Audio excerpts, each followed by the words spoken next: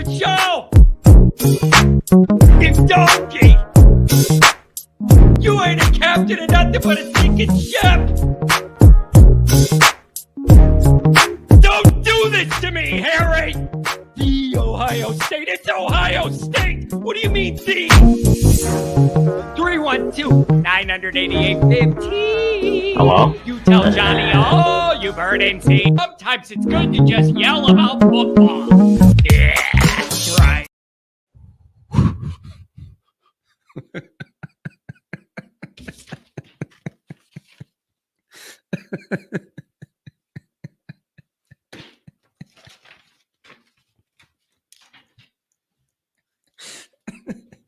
I think I'm losing it. I honestly think I've cracked. I think I'm losing it. I've been sitting here all morning. Literally, Commander, I think you're right. I think I'm losing it. I've been sitting here all morning reading these chats. And I totally, they're all fair. They're all fair. They're all in bounds. Most of them are coming from an honest to God place of misery. Like, what a nightmare. What an absolute nightmare. And this is getting Mark with glasses. I thought you would have had a bag over your head. Yeah, and it would have had the White Sox logo on it, Mark. I would have already had it ready from the White Sox.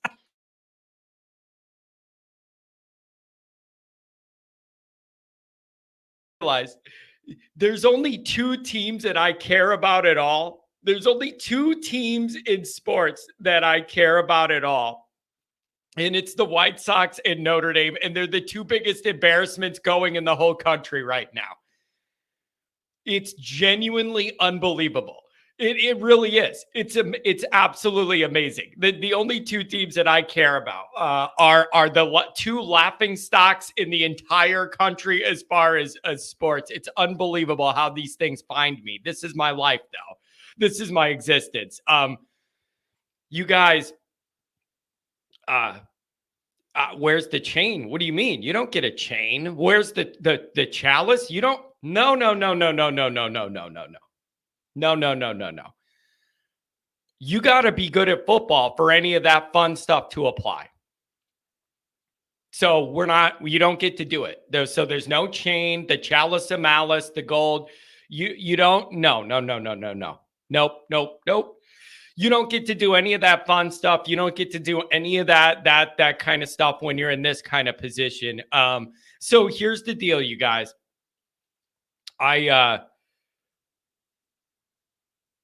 I just want to know what you guys think. So feel free, whatever, in the chat. It's all fair game now. Whatever you need to do, that's fine. The calls, we got a bunch of them today. I'm going to get through a couple things I want to go over, and then we'll go to the calls. You guys need more time. I could have done the call-in show for 7 hours after the game. I went 3 hours and 25 minutes, I think. It was all I could do, and I had to start writing misery articles for Sports Illustrated, but the call lines kept coming. I couldn't get to everybody. So I'm sorry. I couldn't get to everybody. There's a bunch of callers already. So I'm going to shut up with what I'm doing, get through my couple notes, and I'm going to give it to you guys. And I'm going to read your chats. I'm going to do your phone calls and just kind of see where you guys are at.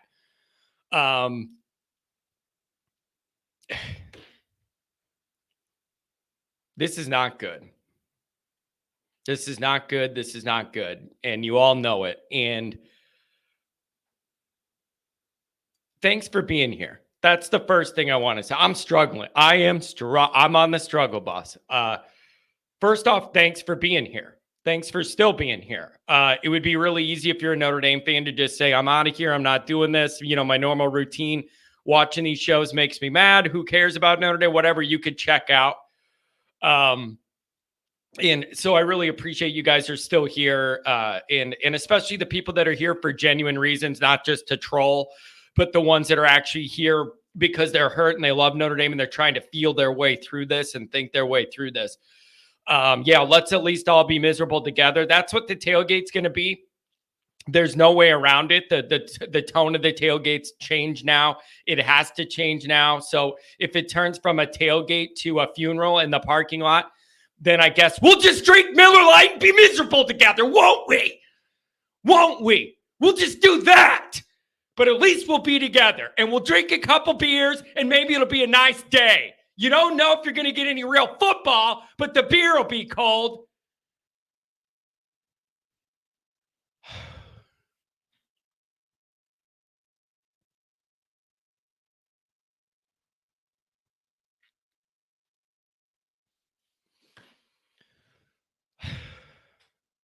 Here's the problem I'm having. The problem I'm having now is after having some time to let the raw emotion of that moment calm down, now my mind is taking over and it's almost worse. Do you understand what I'm telling you? People on the phone, hang in there. There's a bunch of you and I'm coming with you. I'm coming to you, rather. Not with you. You don't want me with you right now. I'm going to you. Let's put it that way. Does anybody else feel this way? The immediacy of that moment and the emotion of that moment and you being stunned and just everything, whatever, and the call-in show, this whole nightmare, the immediate anger and shock of all of this has worn off a little bit. And so I'm moving from the anger in my mind to more of like thinking my way through this. It's even worse than I thought when I was mad. It's way worse. It is. It's way worse. Now that the anger's starting to come down a little bit and I'm thinking about this, it's way worse than when I was even mad. It's way worse. Now that my brain is taking over rather than that anger. This is a lot. This is bad. So here's a couple of questions I have for you guys. A few questions I have for you guys. Here's a few. Number one is, where is Notre Dame at right now? And I don't see, I'm going to throw these questions out and then I'm going to go through the chats and then I'm going to give it to the calls. We're 7 minutes in. You have a lot of stuff to say. I want to get to you. So I'm just going to do these three things and then give it to you. Where is Notre Dame at right now? Can anybody even agree on that? See, that's the first problem. This is a absolute nightmare worst case scenario other than losing week 1 and week 2. Losing week 1 and week 2 would have been the absolute nightmare scenario. So I guess I can't say that. But here's the problem we're going to have next. No one's going to agree on the answers to these questions. Where is the program at right now? No one's going to agree on that. You got people saying fire Freeman now. You got people saying he's on the hot seat. You got people saying have a little more patience. And I know some of you don't want to hear that. There are some people saying have a little bit more patience, whatever. So that's number one, is no one's going to agree on where this is. So then it makes it harder to figure out where you're going to go from here or whatever, because nobody can agree with where we're at right now. And if the fan sentiment is we're done with Freeman and we're all moving on or whatever, you could think that as a fan. What does the AD think? What does the new AD think? Where all this falls right on his desk. What does he think? So that's number one. And I don't think we're all going to agree on an answer. Where are we even at right now? Mr. E-Man, there's not one thing I just said that was protecting Freeman at all in one bit. I'm literally just explaining the perspectives I've seen, and you're making things up because you're angry. What did I just say that goes on protecting Freeman? I'm telling you the different perspectives I've seen in this niche. What part of that has me saying this is perfectly okay and this is fine and don't worry about it, maybe next year? You're making things up. You're frustrated. It's Monday and you're making things up that John didn't say. Go for it. Why not? Go for it. Just make it up. Go ahead. Make up things I didn't say. That's fine. Do it. If it makes you feel better to vent in that way, create your own thing that I didn't say, go for it. That's what this world, right? Nobody's going to agree on where this is at. You blame everybody but Freeman. Yeah, that's it, dude. He's doing a great job. Awesome. Everything's fine. You're right. Good call. No one can agree with where this is at. So that's the problem. Okay. That's the number one problem we're going to have from here on out, wherever this goes. No one's going to agree where this is at. And where the fan base is at, we don't know if that's where the administration is at or where the people that make the higher level decisions are at. So right away, we have another big problem here with this whole ecosystem. No one can agree on it. So where we're at now is a big question. How we got here is another big question. So you have where we're at now. Nobody's going to agree. How we got here, is that an easier question to answer? How you got here, maybe how you ended up in this quarterback position you're in, and having an offense that still can't do anything. You're one of the few teams that still can't throw the ball, don't have a passing touchdown. We do this quarterback thing over and over again, and nobody in-house is good enough. We keep going, getting people to bring in, and they're not good enough. Nobody's good enough. So you recruit these guys and they're not good enough for you to buy in and let them play and develop. And you got to go outside thinking it's always going to be better on the outside, bringing somebody in. And these guys aren't any better than what you have in-house. So you have, how did you get here? And then where do you go from here? I have no idea. When you do this, there is no clear logical roadmap. You feel me? When you do this in this situation, there is no clear roadmap. So I'm open to wherever you guys want to go, but there's not going to be agreement of where we're at. How we got here, I feel like, is a little easier to figure out. And then where do you go from here? I have no idea. I cannot believe how bad is Purdue that Notre Dame was a 10.5-point favorite or whatever last I looked. Does Purdue not, is the big Purdue drum their quarterback or something? Why? I don't understand for the life of me how Notre Dame could be favored of 10 points over anybody alive. How can anyone have any faith in Notre Dame to do anything positive on a football field now? How?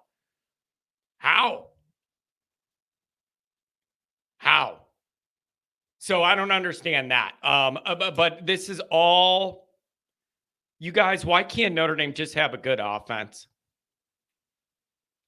Why can't Notre Dame just have a good offense? I don't understand. Why, or just a capable offense?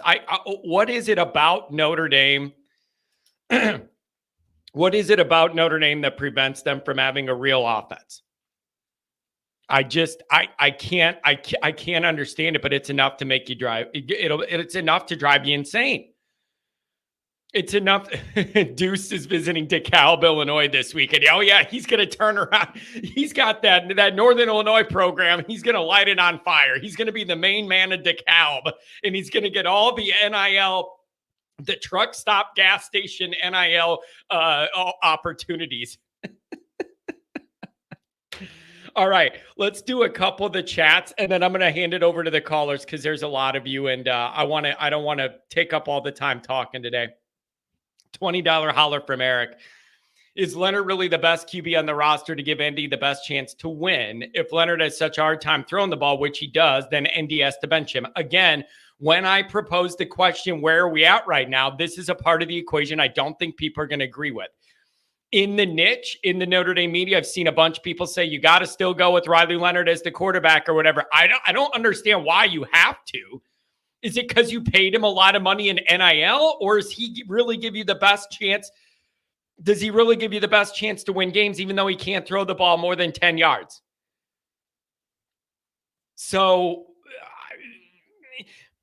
if you're going to do the Leonard thing, you need to adjust what you're trying to do, make it look more like an option look or a Navy type situation or something, because you can't throw the ball more than 10 yards down the field, it feels like. Still, you can't. And again, I'm totally open to it being Leonard's problem that he doesn't see guys open or can't pull the trigger, whatever.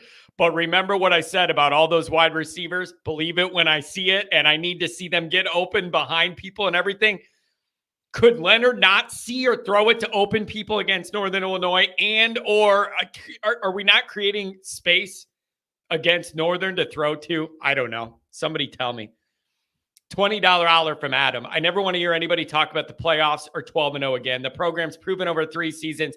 No opponent's a guaranteed win. Notre Dame can't be trusted, and this will probably happen again. That's the other thing.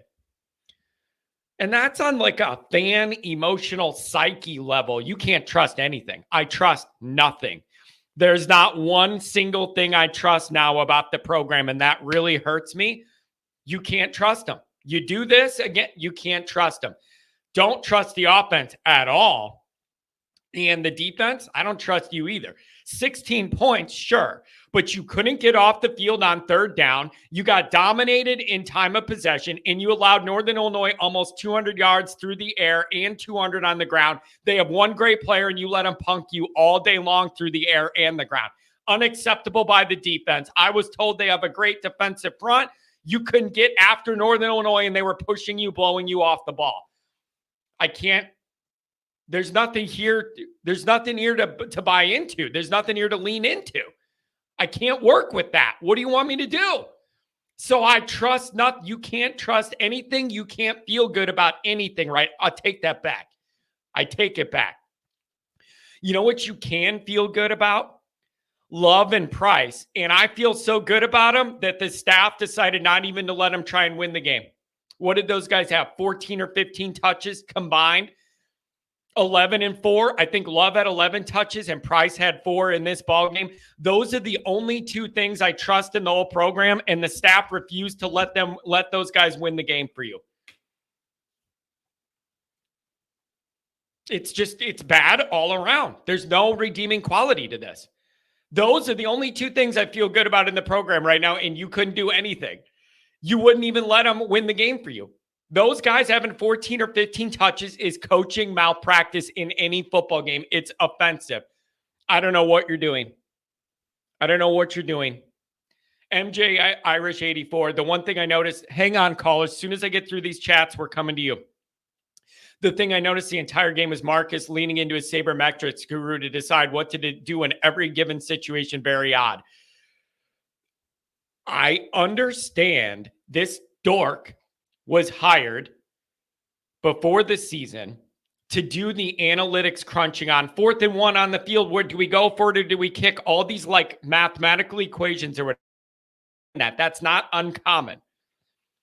What's weird to me is, why do I never... I just feel like they zoomed in on that guy a lot. And Marcus always seemed to be asking this dork, following him around, what to do on every single play. It was just kind of a weird, bad look. It was just a weird look.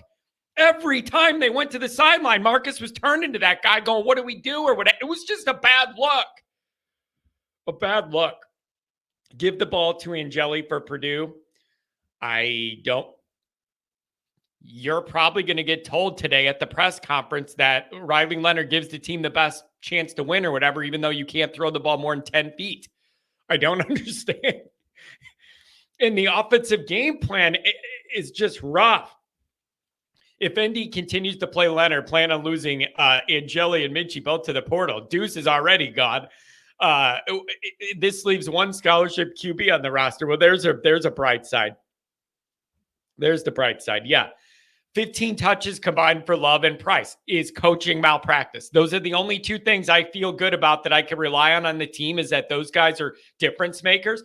You literally could have handed the ball to Price and Love on north-south runs and done nothing different and probably had a better chance to win the game than whatever you tried to do. Oh my gosh. Why does ND destroy the psyche of every promising receiver? Greathouse came to ND ready to play game one, and he's regressed. He's a basket case now. Looks totally unsure. Huge drop. Unreal. Here we go again. For the first time, the national media has turned against Freeman. 40, Ross Dellinger, Dan Wetzler, all prominent writers have Freeman on the hot seat. That's the other thing, you guys. when I ask where this is at right now, that's a part of the equation. And I don't know if anybody has the answer. The fans are mad and they're going, okay, Freeman, you can't have this one. It doesn't matter. You beat A&M. This one's so bad. It outweighs that on the low end. We can't have it in year 3. But nobody knows, does the Notre Dame brass feel that way? No one knows that answer, or at least they're not saying it if they know it. Does the Notre Dame AD feel that way, the way you do, saying year 3, this is unacceptable. It doesn't matter if you beat A&M. This loss is so off the radar, it tips the scales. There's no coming back from this. Does the Notre Dame athletic director believe that? Or is this like a part of the growing phase for Freeman and he's looking at it that way down the road? I don't know. $2 hour from Philly special. I'm still in disbelief of what I witnessed in there. Yeah, it's understandable. Eric says, I think a lot of the blame has to be on Denbrock for the NIU game. ND threw too much. Why do you even have Love and Price if you don't use your best offensive players? I don't get it. You could have just handed the ball to those. Price had 4 touches. That's coaching malpractice. The kind that I can't afford to have from a $2.1 million offensive coordinator. You don't need to overthink it. You're struggling in the downfield passing game. Just give these guys that are electric the ball and let them make plays. And you didn't want to do that. You wanted to try and be fancy. You can't throw the ball more than 10 yards down the field. Either guys don't get open, the quarterback can't hit them, or both. You can't do it. All right, callers, hang in there. Domer guy, sitting here reflecting, win or lose, John, we are all blessed. A lot of people dealing with way worse hardships. It's God, family, Notre Dame in that order. Go Irish, love thee, beat Purdue. Domer guy, that's a very uplifting, mature message. It's a mature message. And again, for the tailgate, we're all going to be miserable, but at least we'll be together. That's how I'm looking at it. It's turned from a tailgate to a funeral and a wake, but at least we'll all be together. And I like my beer, so that's what we'll do. That's what we'll do. Well, let's not forget Notre Dame had 0 sacks against NIU. What exactly does Freeman specialize in? Because it ain't defense. I was told that the defensive line was dominant. That's what I was told. I encourage everybody to watch a clip of ND running out of the tunnel in the pregame for NIU. In terms of enthusiasm, it was the opposite of A&M. You paid the price. You paid the price. And not to Jadarian, because they wouldn't give him the ball. $5 holler from Adam Dowling. This program has proven they can't look past any opponent. It's a new week. We have to move on and just win Saturday. Yeah, Notre Dame, a 10 or 12-point favorite. How bad is Purdue? I don't understand. How bad is Purdue? Callers, I'm coming to you. Mark says, I'm trying to put this loss behind me and move on, but I feel like a zombie stricken with disbelief and disappointment. Yeah, that is the Notre Dame fan base the last 30 years. Walking zombies, trying to figure out what happened by looking at the rear view of the latest truck that's just driven over your head. Literally. Price and Love are our best offensive players. They need more touches. This is football 101, especially when you struggle in the passing game. You got to lean on what you do have that you could trust and you know is good, and that is Price and Love. For those guys to have 14, 15 touches between them is coaching malpractice. Whether you want to put it on Freeman, put it on Denbrock, whatever you want to do, it's unacceptable. If you're going to stick with Leonard playing properly, stop trying to change QBs to what they're not. This is the big question, Adam.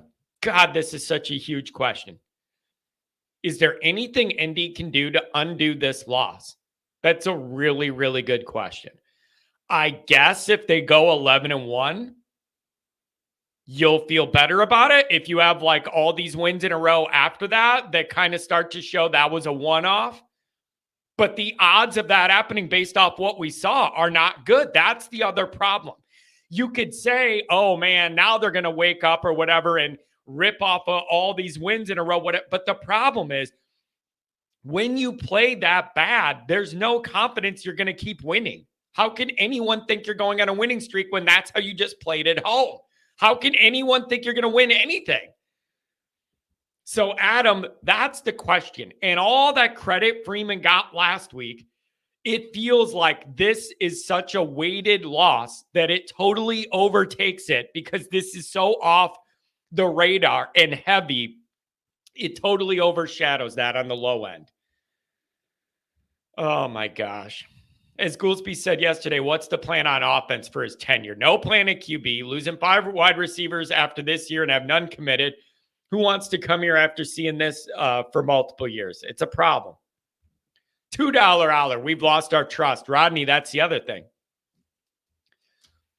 You can't trust anything from the Notre Dame football program. That includes from the team, the coaches, the players, the media, all include myself in that. You can't, everybody was wrong about everything. You can't trust anything.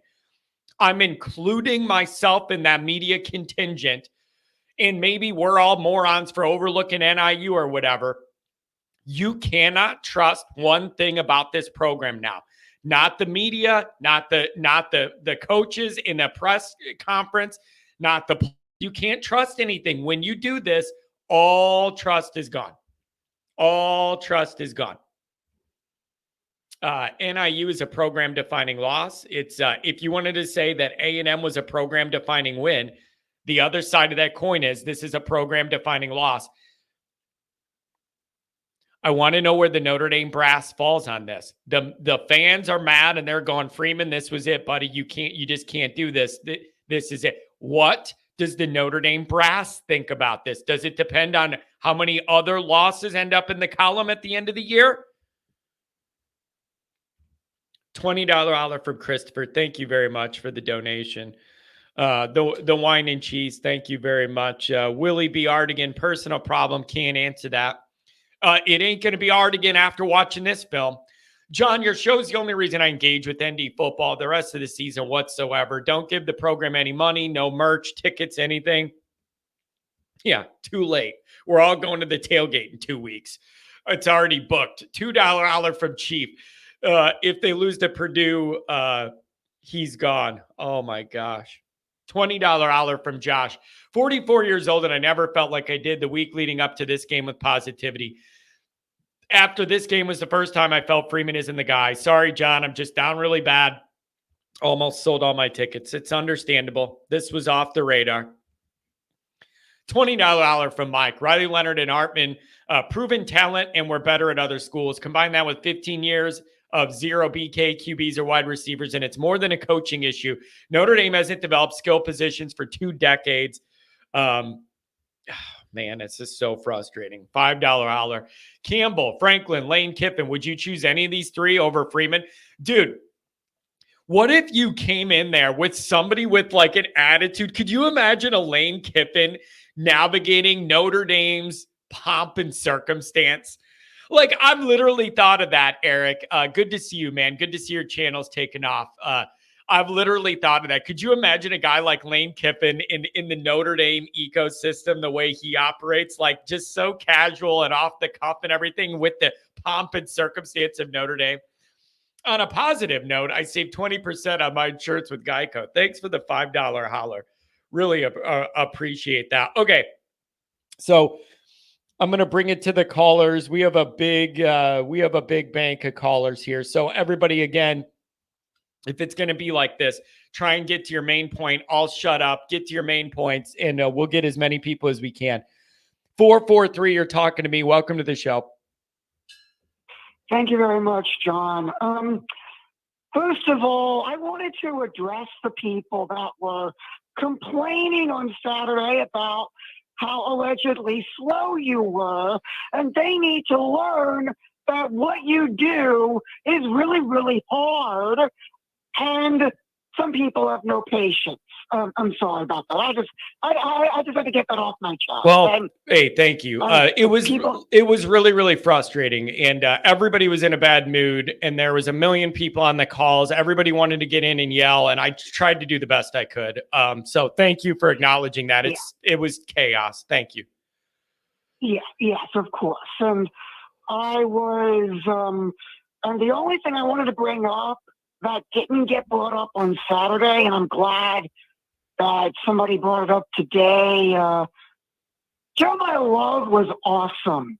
Yep. on Saturday. Yep. He was awesome. That hurdle was amazing. And the fact that they use him more was malpractice. But one thing that didn't get brought up, that coach, that NIU coach, should not have been allowed to lead South Bend. What, did you want to sign him up and switch sides real quick? I would have given him an offer right then and there. It is, I'm telling you, this is really, really rough. I get the sentiment you're saying, but let me ask you, do you think that's the level that we're at? Like, do you think that's where this is? I know the frustration of the fan base has us there, but do you think that's really the reality, that this is like over and there's no coming back from this? Or what is the reality of our situation? I'm really asking. What do you think? The reality is that Coach Hammock is way too good for the MAC conference. He is way too good for that conference. Well, hey, somebody is going to snap him up. You get a win like this and your profile raises, and I'm happy for that guy. They came in there. You know what I want to credit them for? They had no fear at all. They were not intimidated. Oh, yeah. They were not intimidated by that golden dome, those gold helmets, all those people in the stands. They did not give a flying hootenanny about it, and they went in there and punched you in the face, and you did nothing. It was humiliating and embarrassing. Totally unacceptable. I'm devastated emotionally, mentally, and we're in a bad place, my friend. Absolutely. And actually, when I got to Mass yesterday, I was told that the guy that I talked Notre Dame with was too depressed to even want to talk. He didn't want to talk about it. He was so upset. Yeah, it's of course, it's really rough. I think he's going to be either here or his son is going to be coming over to watch the Purdue game anyway. So I guess that's happening. And I suppose we can be miserable together. Speaking of misery, did you catch Freeman's quote before the game when he talked about reporter Ray Zora? When he talked about what? When he talked about the, we don't want Riley to be. Yeah, it's really not it's not a good look. It's not a good look. It was basically like, we brought in this upperclassman grad transfer guy, and now we're scared to let him throw the ball. He needs to listen exactly to what the coaches do and not do anything. It was not a good look. Not a good look. If I'm a quarterback in that locker room, and if I'm Deuce Knight, I am seriously considering my options right now. Yeah, if that is how Marcus Freeman feels about quarterback play, then I might as well just call Mike Locksley and play from now. It's a really rough dynamic, and I don't understand. Offensively, you have huge problem. Still, you have problems offensively. Still, and the only thing you got cooking right now is those running backs. To me, you need to find a way to focus on those running backs and let them do everything, because that's all you have to rely on right now. You cannot rely on the passing game. You cannot rely on the quarterback, the receivers, the offensive line. All you could really rely on is those backs right now. So, anything else, my friend? Thanks for touching base. What about on the way out, quarterback? What do you think? Are you riding with Riley Leonard? Do you want to see what somebody else could do? What do you think? First of all, the other thing I wanted to bring up is that, did you watch that Sunday night game last night? Kyron Williams was awesome. Yep. And the thing on the way out that I wanted to talk, if Riley is allowed to be Riley, then go with him. But if you're not going to allow Riley to be who he is and be the quarterback that he was at Duke, then you got to get a quarterback that's okay with being a game manager. Yeah, I'm so sick of that. And if you want to do this, run some sort of option or something. I don't know, but this is not working out well. Can't pass the ball beyond 10 yards for a lot of reasons. Hey, thanks for the call this morning. I really appreciate it. Absolutely. And I was a little embarrassed when the Orioles didn't sweep the White Sox. Yeah, That me was a little too. shocking. Everybody should sweep the White Sox. Have a good one, my friend. Thanks for the call. 574, what's going on? And again, you guys, I'm not trying to be rude. I'm just trying to keep it moving and give everybody a shot here. 574, what's going on? Hey, John, it's Wine Cheese. Hey, what's going on, man? Thanks for touching base. And again, you guys, I do mean it sincerely. Some of you are here to troll and enjoy Notre Dame misery. Most of you are here genuinely just because you're hurt. And I appreciate you for being a part of the community therapy here. Thanks for all you guys. What's going on, man? So remember I called in on Friday. We talked a little bit, but I think it's official. I'm never going to another game ever again because I talked about Ball State, Toledo, Marshall, Stanford, and now NIU, and I was there for all. Well, I think it's solidified that I am the bad luck charm, and I will never be seen in that stadium again. You know what you need to do? You need to go to the bigger games, I guess, because apparently we have a better chance of winning the high-profile ones than we do against the nobodies.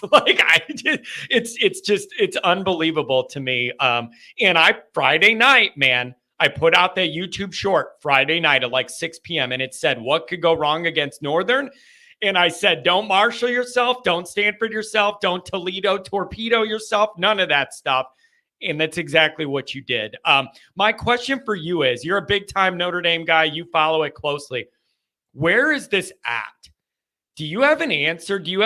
That is the most uncomfortable part of this for me right now, you guys. I don't have an accurate read of exactly where the scoreboard is. The fan base is, Freeman, fire him. He's on the hot seat. This is over, whatever. Does anybody feel that way? Like at Notre Dame, is it that serious or not? Like, what is the reality of the level this nightmare's at right now? Do you have any pulse of the accurate reading on this? I guess what I'm coming up with is I used to be probably one of the biggest Freeman apologists just because I liked him as a guy. And after this game was the first time I legitimately considered him being somewhere that is not Notre Dame. And here's the conclusion I came to is if we go through 3 OCs in 3 years, 3 quarterbacks in 3 years, and we have the same offense, what is the common denominator? It's Freeman. I mean, think about Chris Mitchell. He's this supposed 4-3 guy, and he's running hitch routes. He is a vertical burner, and you have him running routes inside of 7 yards. And I refuse to believe, after seeing what Denbrock did at LSU, that that's his idea. Yeah, at the end of the day, Denbrock is calling plays, but if his choice of plays to call from is Chris Mitchell running a 7-yard hitch, like that's Freeman handing him that playbook and saying, call from this. Like, everyone wants to blame Riley. Riley sucked yesterday or Saturday. But man, Riley sucked. Dude, he was awful. Okay, let me ask this. Where is the line with Riley Leonard to where you cross it into going another direction? And then we could debate about what the other direction is, if it's Angeli or somebody else.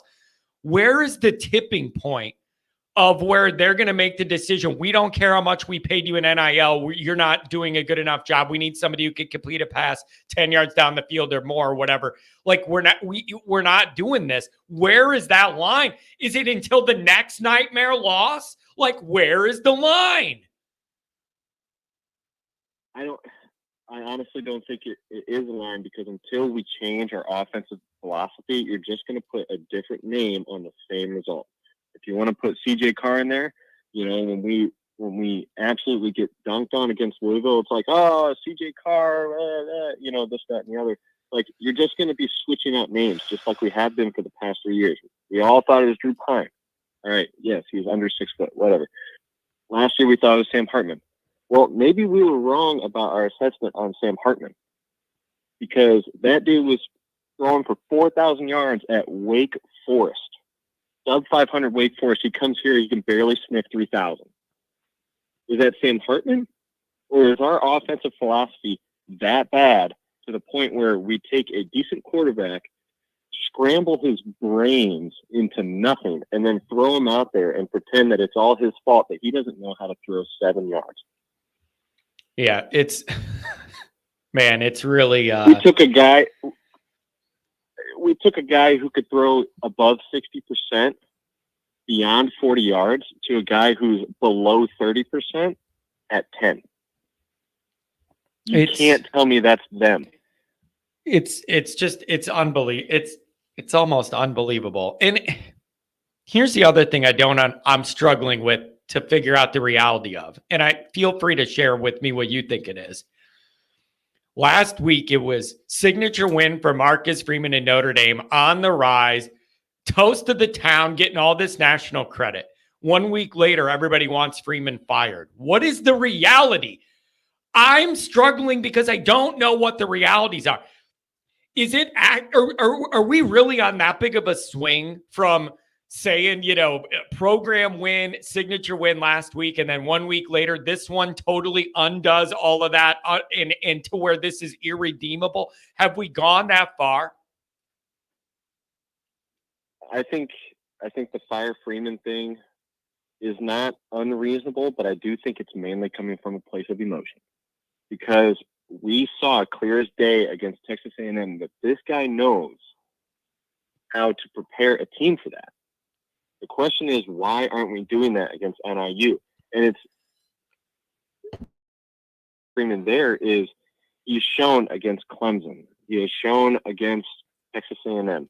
He has shown against Syracuse, BYU, these teams where the moment is relatively big, but his guys can get up and go and get it done. Yeah. And get it done in dramatic fashion. So why isn't that something that's going on against NIU? That's going on against Marshall? I mean, we're asleep. We are asleep. And I think the frustration is so high because we've seen it out of Marcus Freeman, that he knows how to do it. And just as always, it's almost kind of like BK PTSD. It's like you almost feel sad because you feel trapped. It's like, we love this guy. We know he can do it, and he's just not. So do you stick with him because you know he can, or do you bail on him because for some reason he's not? Yeah, it's so frustrating to have these swings from the high to the low. It's so frustrating, and this is just the one you couldn't have. It couldn't be, not in this year, not in this situation. It's really, really rough. Anything else on your mind this morning? Thanks for giving me a call bright and early. Absolutely. I was going to call on Saturday. I decided not to. I watched a bit of the show, but I was going to tell you about the stadium atmosphere. I know we talked about that a little bit. Embarrassing. Now we were loud. We were loud. I'll give him that. Tell me about those boos. Tell me about those boos. That's very, very interesting. It's very rare you get that at Notre Dame's home stadium. But there was a lot of boos there coming out of high school halftime. There was a lot of boos. Blyberg saying, "What highs are you talking about, John? Were you alive last week when Notre Dame was getting all the national media attention and love and moved up to number 5 in the country and got all that credit for that big win last week?" Come on, Blyberg. I know you're frustrated, but don't act like that wasn't a big win that moved the needle last week. It was. I know you're frustrated, but when you're asking what high point, you know what last week was. It's just that this one drug us all under the water. Tell me about those boos. I have to say I proudly participated. And I think those boos were coming from a place where, hey, I thought you were past this. Yeah. We've seen this all before. Get it together now because we are completely displeased. And that displeasure is coming from a place where we've seen this a million times, not just from Marcus Freeman, not just from BK, not even from, God bless Charlie Weiss. Like, we've seen this all before, and if you don't turn it around, we are going to lose this game. You're going to lose this game. And now, beyond the booze, I mean, we all know about the wine and cheesers. Pitiful. I was in section 15, and I'm going to call them out directly. Section 15, outside of the NIU fans and myself and my girlfriend, everyone sat. Every single down. Third down, fourth down. I'm talking the fourth down that we could have turned the ball over with like a minute and a half left. People are sitting, not clapping, not yelling. Yeah, it's just a day sitting, it's not making noise, not a day at the park. Just a day at the park. I mean, I kid you not. I have video and I put it on Twitter. People leaving at halftime. Yeah. Oh, well, that I understand. Actually, that I understand. I've done that a lot. I'm not gonna lie. I've done that a lot. Are you kidding me? Do you know how many games in the old days I would say we're not winning this game and it's ugly and it's embarrassing. I've left at halftime a lot and I'm beating the traffic and I'm not going to sit there for another half and be miserable while we're getting killed by USC. I've left at halftime a bunch of games because I'm not paying to sit there and be miserable. I'd rather get on the road. I've done that a bunch of times. I've done that when the product isn't good enough. Yeah. I mean, it was just pathetic. And I tell you what, I was at the Marshall game. I have never seen a scene after a game like I saw leaving this game. I mean, there was groups of people leaning up against the wall, sobbing. I went to Chick-fil-A after because that's just part of my tradition for game days. This woman is sitting there, chicken in her mouth, sobbing. Good. At least some people, that means some people care. Good. Or was she crying because she lost her other chicken sandwich? Well, maybe that's the case, but you know, we all like to drown our sorrows in the Lord's chicken. But I'm telling you, tears. Like I had never seen. It was like everyone just witnessed a death, and honestly, can't even blame them. Yeah. It's I don't want to take up any more time. I know you got a whole bunch of people. It's a bad place to be, man. It's a bad place to be. God bless you for being there and trying to enjoy some football. This is what you get. But hey, man, thanks for the donation. Thanks for giving me a call. Thanks for being a loyal Notre Dame man. Yes, sir. Go Irish. Have a good one. Oh, you can hear it in his voice. He's so sad. $5 holler. Embarrassing was hearing NIU chanting all the way back to my car after the game. After what I just sat through, I'm telling you, my question is, how many catastrophes can one guy survive through? That's where my mind is starting to go, is for Freeman. How many catastrophic situations can you kind of emerge out of the back end from unscathed? How many? Marshall was a big one. Stanford was a big one. Like, no showing against Louisville was a big one. No showing against Clemson was a big one. Then you have the big win against A&M that helps balance the ledger a little bit. Now you have this one, and I just want to ask, at Notre Dame, under the microscope that comes with being the Notre Dame coach, how many of these can a guy afford to take and then get up off the ground and like keep things moving? Like how many of these body blows is too many to where you just can't, it weighs the ledger so much on the downside that you can't get back up from? I don't know the answer, but I know it's a fair question. I don't know the answer, but I know it's a fair question. And I don't know. This is so heavy, man. $2 holler. What would it take to bench Riley? I have no idea. Would it be another loss? Is it another loss? And then you're looking at 2 losses, you're probably out of the playoff, and that had to be the bar for Freeman in year 3 to feel like we're trending in the right direction. And if you have 2 losses and I know people don't think Notre Dame's going to run the table or do anything good or whatever, but if you have 2 losses and one of them is this one, I don't think you're making the playoff over even some 3-loss SEC teams or a Big Ten team. I just don't know where you go. I don't know where this is headed. I have no idea. No idea. 248, what's going on? Welcome to the show. Hey, John. Hello, you're on. What's up? Hey, it's Jerry Reinsdorf Burner, and as a guy who pretends to be the worst owner in all of sports, I got all the answers that you're looking for. I'm telling you, hey, thank you very much. And I do got to give you credit. Really, I've enjoyed the interactions with your Twitter, with your name here. It's really, really funny. Just the little White Sox misery you put into my day. Thank you.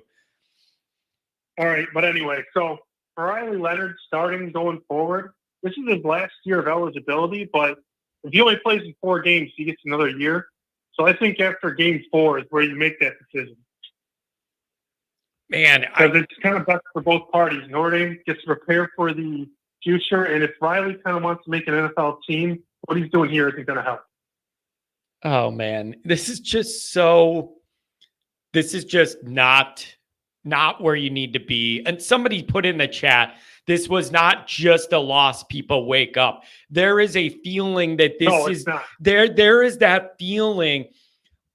There is that feeling that it's just heavier. And it signifies something bigger, and it's just heavier than like a run-of-the-mill, hard-fought loss against another good team or whatever. Mm-hmm. What do you think the realities of our situation is right now? Where does this all stand with Freeman and this team in this era? Like where are we at? I am sitting here very uncomfortable because I'm unsure of where our footing is and where the floor is, and where we go from here. I have no idea. I'm feeling very uncomfortable. What do you make of it?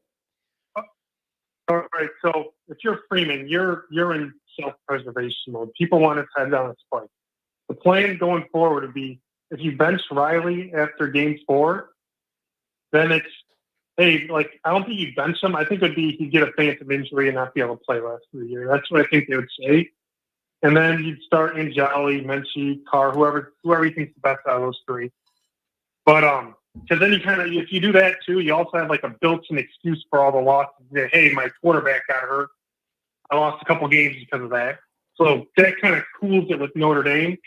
But then next year, he has to make the playoffs where he's going.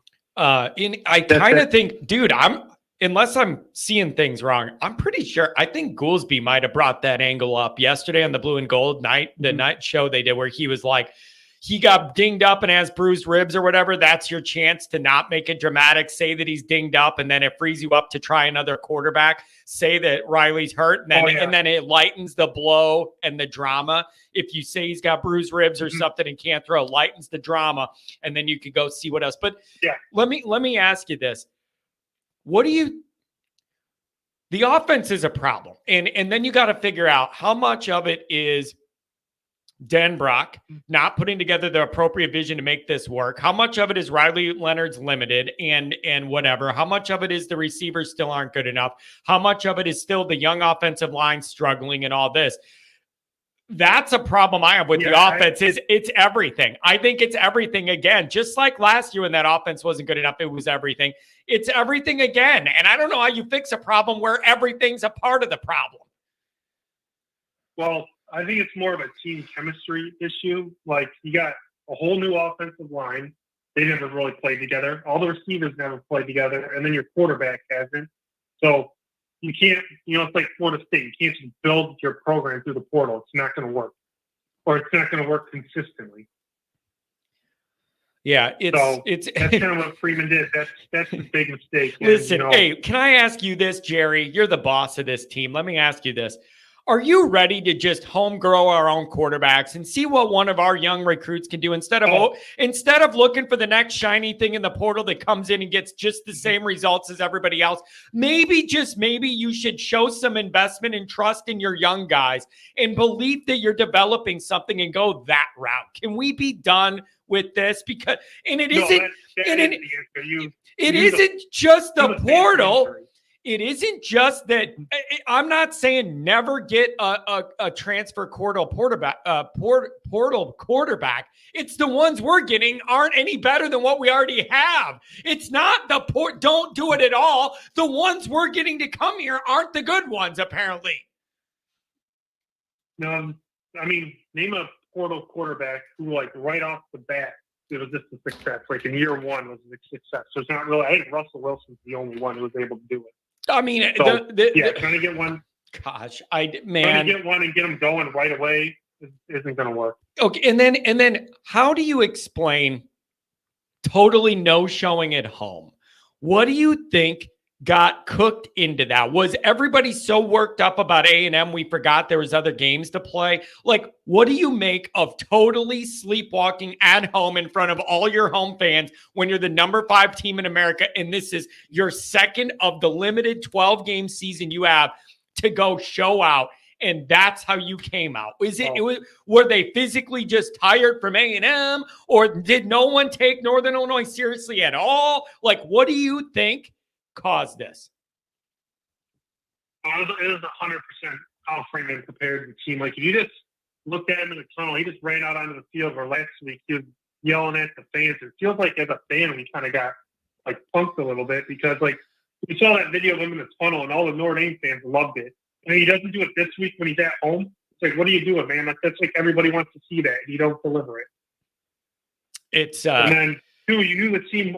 I knew the team wasn't ready to play on Saturday from the opening kick. Because if you watch that opening kickoff, our guy gets tackled, and you see like the NIU players yelling at our guys, like they're all fired up, and our guys are just running off the field. And I was like, oh boy, we're in trouble. I can just see the difference in intensity. Here's the other difference. Here's the other problem I have is a couple people put this in the chat, and this is becoming a behind-the-scenes problem too. Andrew G, thanks for being here. And he says, Freeman is a recruiter, not a coach. The problem I have with that is this is shaping up to be his worst class as the head coach. So you're trending the wrong way in recruiting too, you guys. That when I look at this big picture situation, your recruiting is trending against you as well. That is a part of my calculations here that I have a problem with. It isn't just what you did against Northern. The recruiting's been trending away from you for 2 months now, going back to July. So that's another problem I have is, on the plus side of all this, it was supposed to be getting elite talent in the building while Freeman gets it all together or whatever. But the recruiting's genuinely been trending the wrong way. And I got news for everybody. I know that this has been a rumor for weeks and weeks and weeks now. The official Deuce thing's supposed to happen anytime now. You want to add fuel to the fire? Wait till that becomes official. So you got problems here. You got problems on the field, and you got... This is a bad place to be. Yeah, no, Freeman's in trouble. He's got a... That's why I'm kind of more in the... He's got a what? No. Keep going. You said he's got a what? What is the roadmap out of this nightmare? Finish your thought. Well, he's got to do what? What? What can you do? He does have to...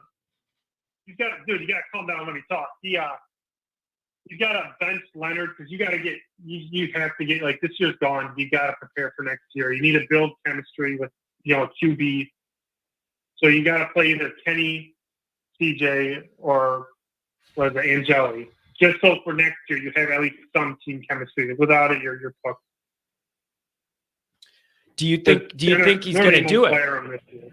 Do you think he's going to do that? I think he's going to double down and stick to his guns. Ooh. That's what most people do. They don't make changes. See, and do you consider, let me ask you this, do you consider at all the fact that Riley Leonard got that big fat NIL deal for literally multiple millions of dollars is what I've heard. Do you think that plays into this calculation when you're like, we paid all this money to get this guy 2 weeks in, we're going to put him on the bench? What a bad look that is. Is that a part of the equation? Yeah, I don't know if you're Freeman, how you're gonna like go back to the boosters, because like that's like if you're at your regular job, you're like, hey, I need this equipment, it gets here, and then you never use it. So it's like, how are you supposed to, go back to the boosters and say, hey, all that money you gave me for the QB that we probably aren't going to use or really like? Yeah, I'm going to need more for next year, because you're going to have to get guys out of the portal every year, but it can't be key players. It has to be, like what we're kind of doing with our secondary. Our secondary is still really good, and it says the only transfers we brought in are like a third corner or a third safety. You're not bringing in key players. Yeah, so you can't rely on the portal for key players. That's where you get into trouble. Like even Oregon did that. They have way more talent than us, and they're struggling bad because they brought in the quarterback. That's a key player. You can't bring in key players in the portal. The other thing too that this does is this performance prevents any Notre Dame fan from having any confidence moving forward the rest of the year. Yeah, like you cannot trust. Like that's the other unfortunate thing. Like you can't have any confidence in your team now. Now you're just crossing your fingers. You almost don't want to watch. Like you're scared of what you're going to get. Are they even going to show up and play real football? Because when you show you're capable of being this bad, that's the bar. And it's just, it can't be this. It can't be this. Yeah, I'm doing the Steve Deese for the rest of the year. I'm not watching. I'm going to go to a pumpkin patch or an apple orchard or something during the game, leave the phone in the car, and then just come back and see what happens. Yeah. I can't take it anymore. Yeah, it's man, this is just really, really tough. What a difference a week makes. Anything else on the way out? And thanks again for the creativity with the Reinsdorf. No, I don't know how. Like I've never seen like a fan base go through this level of whiplash on the outlook of a coach, where you go from your best win to your worst loss in 7 days. Like that has to be unprecedented. Yeah, only Notre Dame. It feels like the most Notre Dame-y thing in the world to be that high and then be this low right after it. It is truly an unbelievable scenario Notre Dame fans find themselves in seemingly repeatedly. Hey man, I appreciate your loyalty. You're always here. You're always creative. Thanks a lot, man. Yeah, no problem. See you, John. Have a good one, buddy. Hang in there. 573, you're talking to me. What's going on? Hey, John, thanks for taking my call. No problem. What's on your mind? We've had a couple days to sit on this. Are you feeling worse? Are you feeling better? Do you have any answers? What's the deal here? Honestly, I feel worse than Saturday. I feel like Clark Griswold when he was expecting a big bonus and got the Jelly of the Month club. Yeah. I'm telling you, man. I honestly, dude, I honestly feel worse now that my immediate anger is subsiding and I'm using my brain more. More things are entering my head to consider about this, and it's not making it better. There is more negatives here now that I'm not as my brain's finding more darkness. I don't like it. Yeah, I got a long list. I'll try to be quick here, but this is a giant slap in the face to all the fans, in my opinion. There was no apology from any player or coach post-game. I was sitting there listening to Riley Leonard's post-game presser. I was expecting him to come out and say a Tim Tebow promise speech because he wants to be like Tim Tebow. Got nothing from him about that. It makes me feel like they don't even care, honestly. And then I'm sorry, but I've lost. But what about before the game? Timeout. You're talking about after the game. What they were saying or whatever you wanted to say, and it makes you question how much they care. What about before the game, man? You only get 12 of these, and you went out there and acted totally uninterested in playing in front of your own crowd and laid a big fat egg after you're the number 5 team in the country, and I don't understand how that's even possible. There has got to be a bigger picture, something wrong going on here with the culture, that is even possible. Yeah, I don't understand it. In my opinion, I'm blaming Freeman for this, for not getting his guys up and playing for this one like he did last week. You sit there and watch this on TV as it's unfolding, and he's showing no emotion on the sideline. Where was that fire from last week? Get in some guys' faces. Like, do you realize this season is slipping away before your eyes? Like, I don't know. I've totally lost trust with him. Marshall and Stanford was strike one for me. Ohio State not running the ball to run the clock out. The 10-man situation, that was strike two for me. And now this is strike three. Like, you can fire him, you can keep him. I don't really care, but I'm done defending the man. He just cannot make in-game adjustments. If you listen to him in his pressers, and it's always like, I have to go back and watch the film. You can't analyze what's going on in real time. Wait, you mean you didn't feel better in the post game when he said it's okay because we've been here before? That didn't make you. It's unbelievable that was like one of his answers was like, well, we've been here before. Yeah, that's the problem, bro. Like, that's the problem. That's not the solution. That is the problem, is that we've been here before, and now it's year 3 and you're still here, and no one can defend it. That's the thing. No one can defend Freeman from now on out. Everything you get is just, it's fair game. No one can trust him and defend him through this. He's on an island now by himself. Like, this is a bad spot to be. Yep, that's a terrible spot to be as a head coach when you've lost this fan base. No one's in your corner anymore. And, Brian Kelly was a politician. Marcus Freeman is a salesman. And I'm done buying what he sells. I like that. You know what? Whoa. That's really good. That's really good stuff. Riley Leonard. I want to talk about Riley Leonard real quick. We need to stop bringing in these transfer quarterbacks that don't understand the weight of playing for Notre Dame.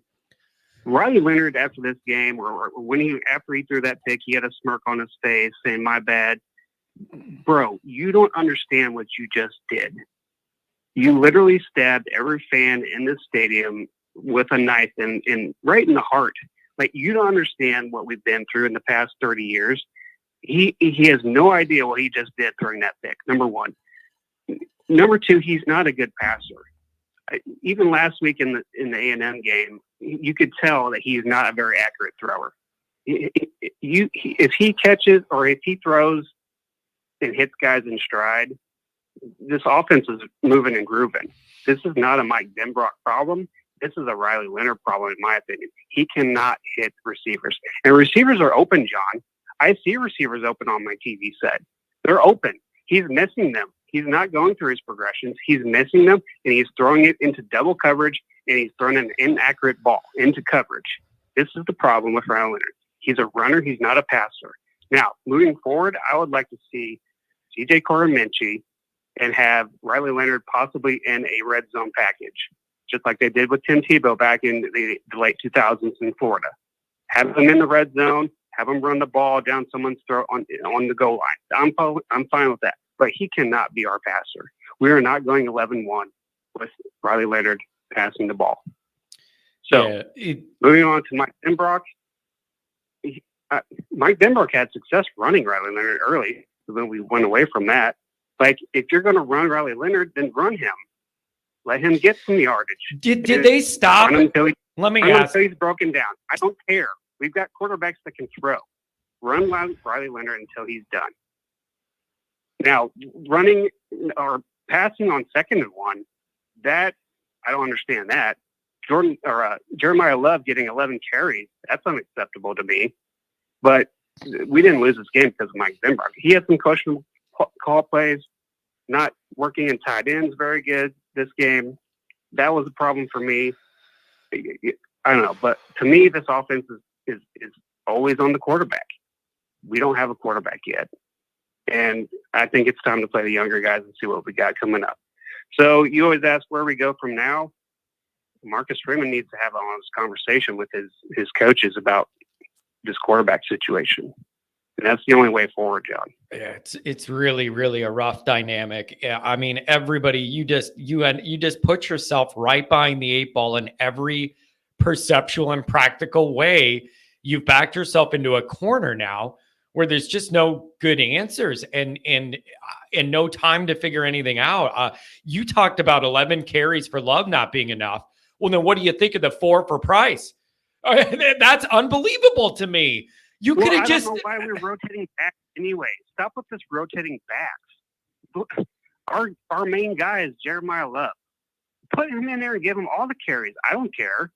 Like this rotating running backs thing hurts us more than helps us, in my opinion. I mean, I love Aeneas Williams. He's a Missouri running back. I love. I'm from Missouri. I love all my Missouri running backs, but he does not need to be in this game unless we're up by 30. Man, I mean, come on. Yeah, this is no good. Anything else, Mark? What else you got on the way out? Strong call.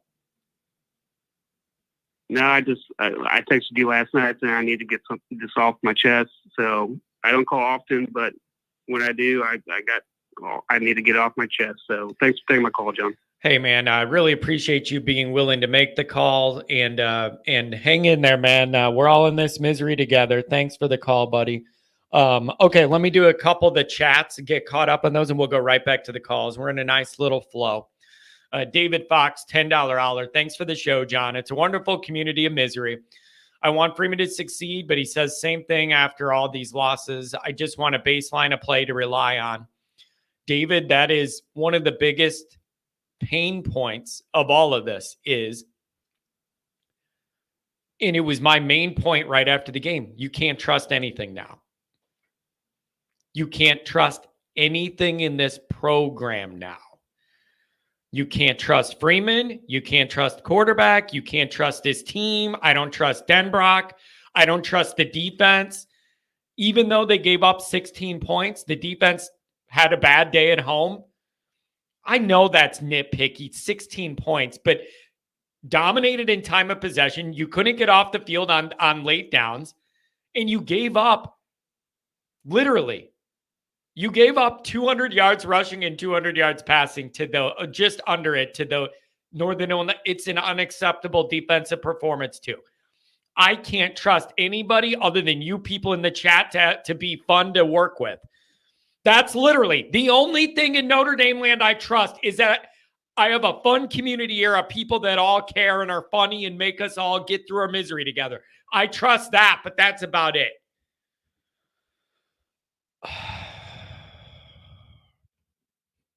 $5 hour from Will. Making the playoffs should still be the benchmark for Freeman. We set that standard at the beginning of the year, and he needs to be held to that. Well, you better win out. You better win out. That's all I got to say. James, I'll get to you in a minute. Thanks for being here. Thanks for the donation. Always Irish Senior, my dad. In case you're wondering how things go in our family, since Notre Dame's lost, me and my father have not spoken because you don't need to speak. I know what he thinks about this.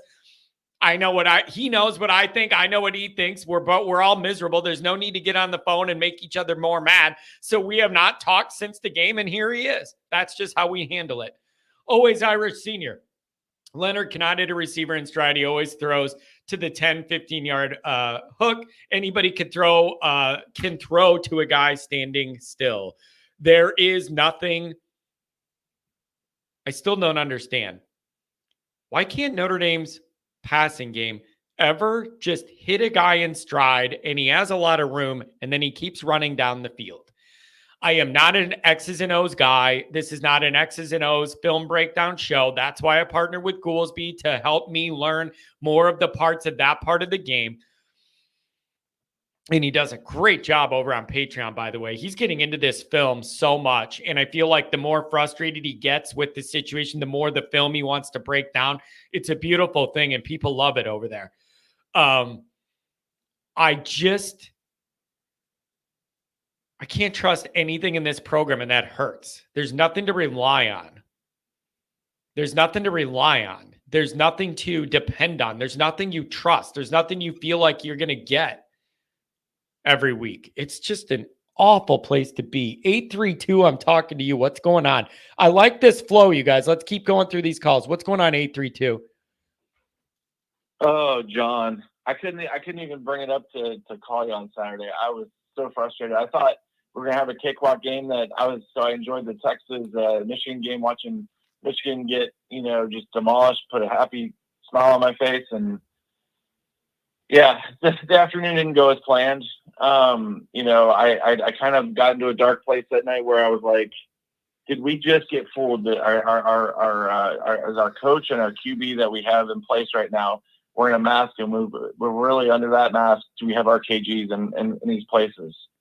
It's dude. Did you sit there and go, listen, I'm not the smartest guy in the world. All right. I'm really not. Like, I think I'm good at what I do in my own little way, but I don't have the biggest brain in the world. Okay. In my brain, I had a migraine trying to process the high of last week and this basement, this low of this week. And they're fighting in my brain. How could it be you were riding that high? And then just 7 days later, we're in this position, and where that lands us when you consider it all. It gives me a migraine to ponder. I don't have all the answers. I agree with you. And as a lot of the callers, said, we basically gave Marcus Freeman in that opening comment that he had basically told all the teams that are on our playbook, we're not going to have them throw. So just stack the box, And then, going through the game, whenever Riley got banged up, I think he ran like 11 or 12 times the whole game. Majority of it in the first half. It was after he got banged up. They didn't seem to know what to do game plan wise, because he was throwing passes quicker than he normally does because he didn't want to get hit. It seemed like he's more anxious and not get hit during there. And then I think we can all agree with some of the and this goes to coaching / QB game plan, right? If this was a homegrown, somebody that we recruited and all that stuff, to get up to this point, the way that this QB's played, we would have switched quarterbacks at halftime just to try to shake things up. But because of NIL, I think it really tied Indy's hands, and it will tie Indy's hands until something else happens and it forces them and to make it. And then you guys already said the price of love. That is so dangerous. It is. The whole NIL thing is. Think about the message. Think about the message you're sending those young quarterbacks when and the other players in this locker room, when they all maybe see the dynamic, or maybe they feel a loyalty to another one of those quarterbacks in the room. But it's all Leonard, and then they all know that money was there, and that's why, and not the performance. That's a dangerous road to travel down, and it feels like that's where we might be going. It's very, very dangerous messaging. And so I didn't have this down, but I'll go ahead and say it. Let's say by some 1% chance we get Deuce, then the pressure would be that we paid him that much. Does he skip the line in front of the rest of the group because we paid him that much? Who knows? But that's the kind of trend you're kind of leaning towards and you're tied to at this point. And then I was frustrated with the decision of holding back Price and Love the second half. After Love's unbelievable touchdown run, when did you hear his name again? He got one touch. He got one touch after that run. It's coaching malpractice. And it would be different if you were completing passes and he got one touch. That's a different discussion. But when you can't throw the ball at all and he only gets one touch after that run, it's insulting to my football intelligence, whatever is left. And then going back to this old analytics geek that was behind him, who are we paying to lead the team, Freeman or the analytics guy? It's like that was the most I've ever seen that guy near him the entire time. Okay, now wait. Again, now Northern Illinois. Think about Northern Illinois, for crying out loud. You shouldn't need him. Think about this. I was thinking about this too. I think this is the first time we had a chance to see the guy, because I understand he was brought in this summer, which means he has not been there with Freeman the whole time and he just came in. And then the first game was an away game, so that broadcast is structured different. This was the first home broadcast, and the entire time, every time they zoomed into Freeman, he's asking this dork what to do. It's just a bad look on your home TV network. I didn't like it. I didn't like it. Every single time they zoom to our Notre Dame coach, he's turning and asking this clipboard jockey what to do. It just bothered me to see. Yeah, it's like the training wheels are still on and they need to be off. You need to be more decisive. This is definitely not Denbrock's offense. I agree with previous callers saying he's Denbrock's dealing with a reduced playbook until they get somebody that they can do it. And then going back to Leonard is not really our traditional quarterback because he can't throw past 15 yards at one time. Anything beyond that is a crapshoot, right? And NIU was begging for us to throw the long ball because that's why they stacked the box as much as they did. And how is it that we have a starting quarterback in this type of league with this elite program that we have, and we don't have a passing touchdown? That makes no sense to me. And then that last touchdown could have completely been avoided. I think everybody's seen it. We had two players wide open at the first down marker that we could have choked out the clock with that first down and kind of moved our way down and maybe gotten a better field goal position because NIU was not going to score a touchdown that half because they lost their guy, that guy that was creaming us the entire game. So I didn't understand that. And then the wide receiver room, I don't understand. We can't get separation. We can't seem to get the right routes. The only person that's showing any types of, a pulse is Bo Collins, right? And he's the one that's fighting for every ball and whatnot and trying to get those catches. And then don't even get me started on the O-line. I actually had to go back and look. I don't know if anybody realizes the defensive tackles for Northern Illinois weigh between 275 pounds. There's like one or two that are 300 pounds. Everybody else is about 275, between 275 and 290. So we outweigh them by 20 to 25 pounds. And they were pushing us back 3 yards instead of us pushing them up forward. That doesn't make any freaking sense to me either. I don't understand how we were not able to create a good pocket or those elite running lanes. It did not make sense. So pretty much we were over. So pretty much what you're saying is we have problems everywhere. We have problems with the preparation, problems with the coaching, problems with the game plan, problems with the offense, problems with the defense, and we have no passing game. Other than that, Notre Dame's trending up, let me tell you. Well, bear in mind, that's just the offense I've just touched. So let's touch on the D-line. I'm surprised that, and maybe I must have missed it, on some the after call or whatever. But Riley Mills and Howard Cross, they were invisible in the game. I think combined, there were 5 tackles between the two of them. And for Riley Mills, that first game, which I was at, he didn't do anything. So like for these two guys that are supposed to be All-Americans, and they were actually going to go to the NFL this year, or in the previous draft, but they stayed on. They're not doing anything. There's nothing going on there, right? And then the compounding that, our secondary actually had a bad game, which we never thought they could have a bad game, right? They couldn't contain that Brown kid, that running back, and I don't know if everybody else saw this. But I felt like whenever Brown or one of their running backs was going to the outside and they were behind the line of scrimmage, I felt like they were waiting. They were waiting for one person on the D to go up and tackle them. Because I felt like we had him behind the line of scrimmage. They would follow him all the way to the sideline. And then all of a sudden he would just make a move and go through 5 guys.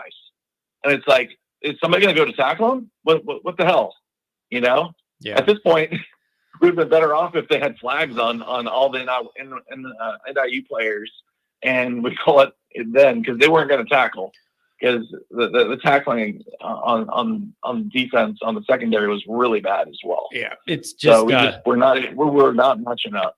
Yeah, so I don't even know. And then the last point. Yeah, go ahead. I was going to say the last point, so we keep it going. But I think you brought it up on your show. I was given the benefit of the doubt after the first game, the punting, right? Yeah. So we had 5 punts for the entire game, right? And we had 2 of them that landed within the 20-yard line, which is great. Two is good, but being as highly touted as this guy was, all 5 should have been within the 20. All 5. We didn't see any of those booms. I think his average was under 40 for the game. I think it was like 38 or something like that. Where's the big boom? Well, it's add another thing to the fail list is special teams, because this punter was supposed to be a kangaroo kicker, pull the ball out of his pouch and kick it 60 yards. He does a quarter little flick of his foot and it goes 40 yards and we barely flip field position. And then you get your field goal blocked. And then when you kick an 80-yarder to try and win the game, you get that one blocked. It's an absolute fail on the special teams too. Added on the board, another failed unit. Wow. So going to the field goal kicking, Mitch, he has to kick the ball higher on that one at the end of the first half. That one I completely blame him on. That one at the end of the game, I put that on the QB and coach for not giving him the right distance. The time management at the end, even with 31 seconds left, I thought was atrocious. How do you end the game with one timeout remaining? Yeah, again, add How that. do you do that? Where was the analytics dork on that one? Yeah, exactly. You don't end the game that close with 31 seconds in the game to have one timeout as the clock goes 0. That makes no sense. Dude, my life is so stupid. My life is so stupid. Like, it just what this reality, man. Like, this is my existence. It's stupid at this point. Hey man, really appreciate the call. You covered a lot of ground. Thank you for this on a Monday. Thanks. Thank you so much for having me. No problem. Have a good one, man. Oh my God. Rodney, what's going on, buddy? What's up? Oh, Johnny. That was rough. Do you have any answers, Rodney? I have all questions, and they're all very uncomfortable, very, very serious, very dark questions. And I have no answers, Rodney. I don't know exactly how we got here. I don't know exactly where the footing is of where we stand now. And I don't know the easy way forward. I have no answers in all questions in Notre Dame land. And it's very uncomfortable and uneasy for me. Oh man, it's just to go from one extreme to the other. And I think over the last couple of days, what Monday gives you, you're still focused on the game on Saturday. Monday, you're still there, but you've had 2 days, like you said, to think about it a little bit. I mean, usually, and that's usually when rational thought comes in. It's like, okay, what are we looking at here? By the time you get to Thursday, you're kind of looking forward to the next game, and maybe there's a little more optimism. I will say this, John, before I get into all this criticism, it is not as dark and as bleak as everybody's making it. And I'm including myself in that. I was just all the excitement. That's all we get is a week. That's all we get. So it's like, that was a slap in the face. But whoa. Whoa, buddy, you're throwing everybody off here saying it isn't that bad. Are you going to balance us out? You're going to give us some reasons on the balance the ledger out? Absolutely, man. Rodney, absolutely. I'm open to it. I'm open to anything right now because I'm in a bad, dark place. I'm open to you trying to balance this out, but it's going to be a challenge because everybody's pretty miserable, Rodney. How are we going to? How can you bet? It's honestly not that hard. It's not that hard to do, John. It actually is not that hard to do if you look at the positives here. First of all, you have to understand. Positives? What positives? What are you doing? Please let me cook. I'll explain. First of all, we have to also look at the team we saw the week before in the A&M game. It looked like a different team. Let's just call it what it is. It looked like a completely different team. Some of the same issues that happened in the Northern Illinois game happened in that one. There is a completely different level of intensity and focus. Completely different. Okay, so if we're going to say that's true and see what we just saw, this abomination of a game that we just saw this last week, it made me want to puke. We have to acknowledge that level's in play as well. They're both in play. What this showed me, it's not, fire Freeman, he obviously doesn't get it. What I see from it is, okay. Now it is literally about these next 10 games. Who is this team? Who is this team? What do you have to prove? If you want to see consistencies in Freeman, that's very ironic the way I put that. Consistencies ain't maybe seen anything but I mean, things that are trends in the Freeman era. He can get us up for big games, and when his back's against the wall, they can ring off a few games where it looks like a completely different team. We saw that in 2022 after the Marshall game loss, and then we California was looking like they're it was a lot more of the same. And then we started picking up pace in the last half and got the win. And then that gave us some confidence. And then we looked really good for a couple of weeks. And then we led down against Stanford, and then he went on kind of a run. Last year, after the Ohio State loss, there was a hangover against Duke. We were lucky to win that game. Louisville, again, not make excuses. It was an 8-game grind. He didn't have us ready to play. Then we got good again. When his back's against the wall, Freeman has proven to come out swinging and to surprise us maybe with that. So I'm going to trust that. That's all I can trust. What I don't trust is I will never, ever think, oh, well, we just 1 game on. We're certainly going to be, we must go 12-0 now or 11-1 at worst. Listen, this team can win the next 9 or 10 games. I'm convinced that can happen because I'm convinced I've seen a completely different team 1 week to the next under Freeman. That drives me crazy. But if you're believing your eyes, what your eyes have shown is that Freeman can bounce back. It doesn't mean this game is not going to happen again, because this has now happened for the freaking second time or third time now that you played 3 inferior opponents that beat you at home. And I want to talk this Goolsby thing about the Saturday morning games or Saturday afternoon games. That's really interesting. And yeah, I've wondered that for years too. What is it about it? There does seem to be something about it. Wasn't the crowd this time. That wasn't the problem. But there was something about it. There's just, I don't know what is going on, man. Something that is in the water. Other teams come in, we get their best effort ever, and then we go in and look like the worst team in college football. I don't trust my eyes on that either. Do you see what I'm saying, John? I don't trust that they're that bad either, because I've seen the flip. What I'm saying is this: he has got to stabilize this program, because right now it's too Jekyll and Hyde, man. I believe he can get a great effort out of them next week, maybe even. Although I think there's going to be a little bit of a hangover in the first half. I think they're going to struggle like hell, and then maybe they get things going, and then maybe they go on a run. And I think that's what's probably likely to happen. And Louisville, we'll see if they can get past Louisville. We're going to have a whole different outlook on this season until he lets us down again with something like this. But I expect the next 4 or 5 for Notre Dame to look really good, because that's what Freeman has shown so far. So while I am absolutely incredibly upset at what I just saw, and I'm sick of that, I'm so sick that I'm like, I don't trust my eyes on that either, because I've seen it both ways. Man, instability though, man. I do appreciate you trying to balance out the ledger a little bit. I do. If I was going to push back. Do you see what I'm saying, though, John? Do you understand where I'm going with it, though? Do you understand there actually is evidence to prove that? I do, but if I pushed back on you, I would say, this is Notre Dame and you're in year 3. You shouldn't have one of these losses that you need to bounce back from.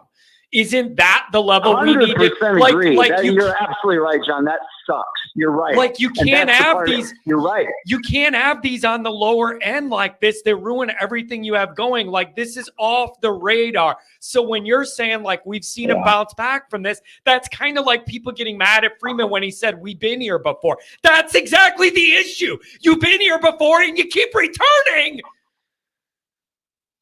Yeah, John, I said last year, before the season, really we got into fall camp, I predicted a 10-2 season. I said there's going to be one loss that's probably a really close game and a really competitive game against someone good, and then there's going to be one that we don't see coming again. I didn't think it would be Northern Illinois, to be fair. I thought it would be something like Georgia Tech or, something like that, a more reasonable team to expect a loss from. But I thought there would be one game that we lose close, and then there's another game that we lose that we have no business losing. And I even thought that after Texas A&M. I thought, okay, we're still got another loss, but I didn't think it was this week.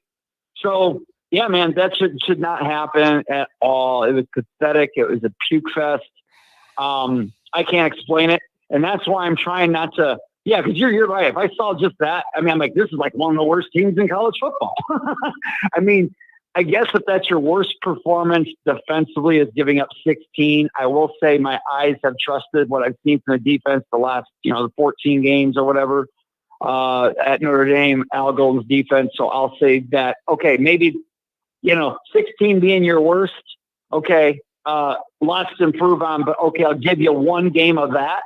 If they get right back to it, the offense, I That was just absolutely an abomination. How you, especially if you're struggling, why would you did not put the balls in the hands of the guys who are playmakers and have shown in the game itself that give me the ball because this is my day. I'm in the zone.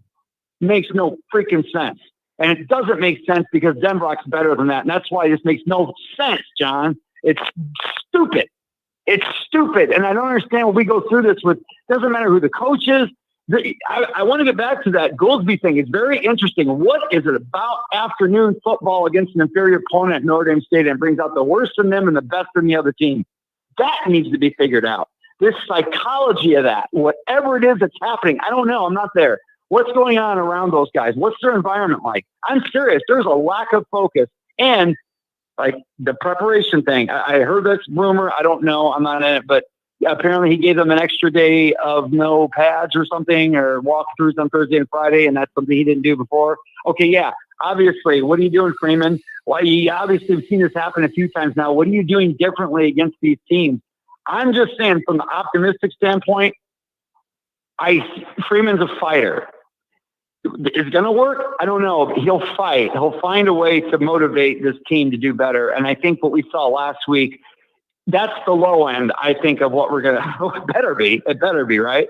But I don't think we're going to see that team again. I think that's going to be like, what the hell was that? We're going to look back at this game like, what the hell was that?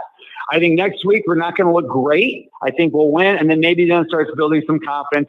And if that's what we've seen – I mean, based on the fact that we've seen that before, I have some evidence to show me that to give me some optimism. And I'll leave you with that, man. I don't have much more to say. It was a pathetic showing, and it made me lose trust. And again, that consistency, man. Kelly was stable, but couldn't win the big ones. Freeman, and yeah, he'll give you the great win. He'll get his team ready to go. And it seems like when things are terrible, he'll find a way to get them to go on a little winning streak here. But man, the scare, I'll never be. If Vegas has him as a 28-point underdog or favorite ever again at a game coming after a huge win on the road at night against a top 10 opponent, I would have them make as like 3-point favorites next time. I mean, that's literally that's the only thing I can put trust in, is that that's going to be a close game or they might lose. Yeah. So there you go, man. That's my thoughts on it. I'm trying to give you the real. I think they're going to do really well now because I think that their backs are against the wall and they're going to prove it. Some of those leaders are going to come out now. I just believe that's probably what's going to happen. But this was pathetic. This should have never happened nonetheless. I'll leave it at that. It's really, really rough, man. Rough start to the Monday, but thanks for the call, Rodney. Try and go on with your day now. Thanks, buddy. Thanks a lot. Try and not lose. Try and not lose your mind. Unbelievable. Oh, my God. Notre Dame wine and cheese, $5 holler. Riley Mills got pushed back more yards than J Love rushed forward yards. It's really not ideal. Mark with glasses, $2 holler. I somehow feel worse. Thanks for nothing, you guys. Yeah, you can always count on this community. You can always count on this community here to give you the real. Tom, what's going on today? 773. And the people that pitched in, donated, you're coming up next. 773, what's up? Hey, John. I'm sorry I didn't check in with you Saturday night. I was too pissed off. I went to the game, and that was brutal. So I want to talk about real quick that what the caller just talked about, that Saturday atmosphere at Notre Dame. How do they lose to an inferior opponent? I told you on Friday that those kids from Northern Illinois were going to come in not intimidated. I told you they were going to be pissed off and ready to play football because they have a chip on their shoulder. Those are the kids that get overlooked by the Big Ten schools in Notre Dame. And that is a perfect platform and motivation for them to punch Notre Dame in the face. That stadium atmosphere is horrific. And it has been for a long time. I don't know if anybody else that was at the game got the same vibe that I got, but they have a woman that's on the Jumbotron with a microphone. She's got the shrillest voice going. It goes right through you. And she's trying to amp up the crowd. It's just so fake. You want to talk about Notre Dame marketing bullshit? It's ridiculous. What should be focused on is the football game itself, the team. I don't know. That really pissed me off. That is a total different vibe in that stadium. And the fellows that I was with are longtime season ticket holders, and they told me they are seriously considering dropping the tickets. And these guys are the ones that stand up. They're not the sit on their ass people. So it's a total vibe. I think Marcus Freeman has. It's very frustrating. I think he's losing. The wheels are coming off, and there's nothing in that game plan. There's nothing that he's doing that seems like any of. Look how badly he got up coached. I mean, my God, that was unbelievable. And this is going to continue to happen. They're licking their chops. The next 2 weeks, you got Purdue. They're licking their chops at Purdue. And wait till you see Miami of Ohio is a better team than Northern. They're not intimidated to come into Notre Dame. It's not the mistake. The mystique and the ghosts are long gone from that stadium, John. I'm sorry. It is what it is. And to have the wheels come off the way they do with the special teams, I mean, nothing is going right.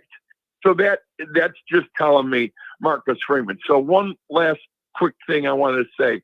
At halftime, I ran into a very well-connected alum of Notre Dame, and I quickly asked him, would Pete Bavacqua hesitate on pulling the trigger on firing Marcus Freeman? He said, absolutely not. He owes nothing to Marcus Freeman. And I thought that was interesting. And this guy's in the know. And he told me, he said, yeah, I don't. And it's funny that we talked about it at halftime because we could feel it just melting away. You know what I mean? Tom, it's sad when you're in.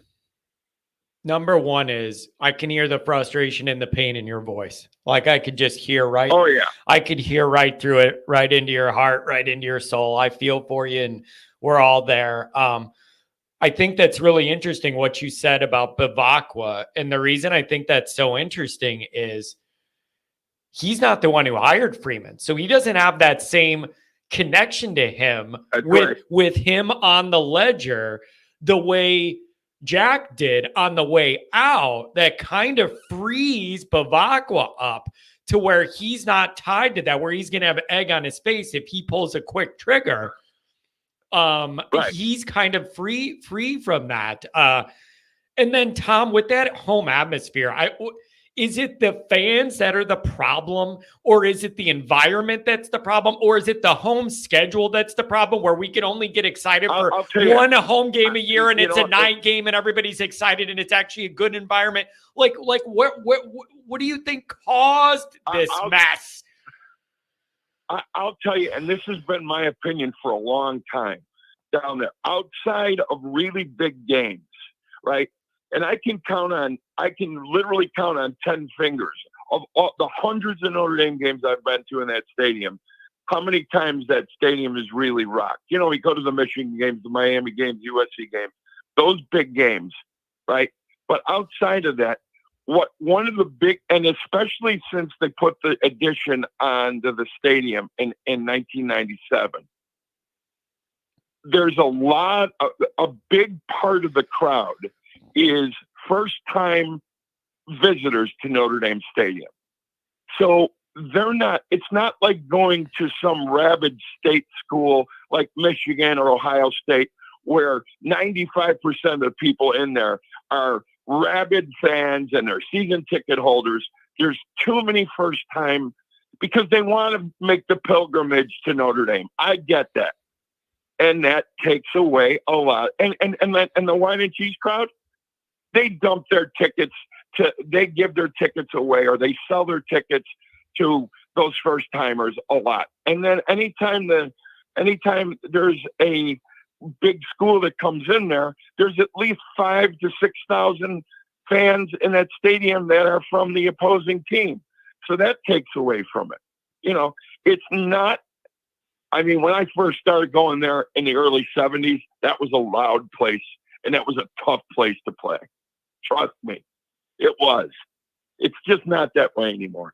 And it's never going to get better because Notre Dame wants to be all things to all people. Do you know that they were giving away these ditty bags to the people before you entered the stadium on Saturday that have sensory problems?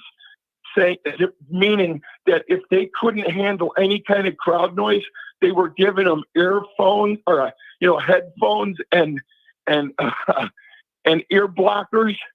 I never saw. It's a football stadium, for God's sakes, and they actually advertised that on WNDU and WSBT in South Bend Friday night before the game. I can't make that up, John. Tom, where do we even go from here, man? Where do you even go from here? I don't know. You're floating. I feel like we're floating around in the ether in no man's land. Like I'm just totally out of that's exactly Tom. What it is. Tom, I'm totally out of sorts because I have no grounding. I have no footing. I have no foundation. I feel like we're floating around in no man's land, and it is the most awkward place to be.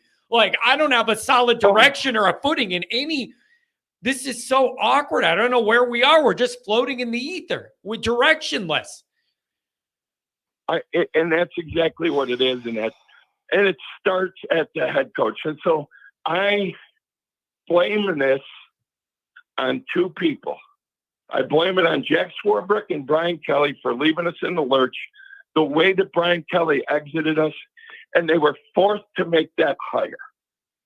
If they would have waited 2 more weeks, 3 more weeks, it would not have mattered.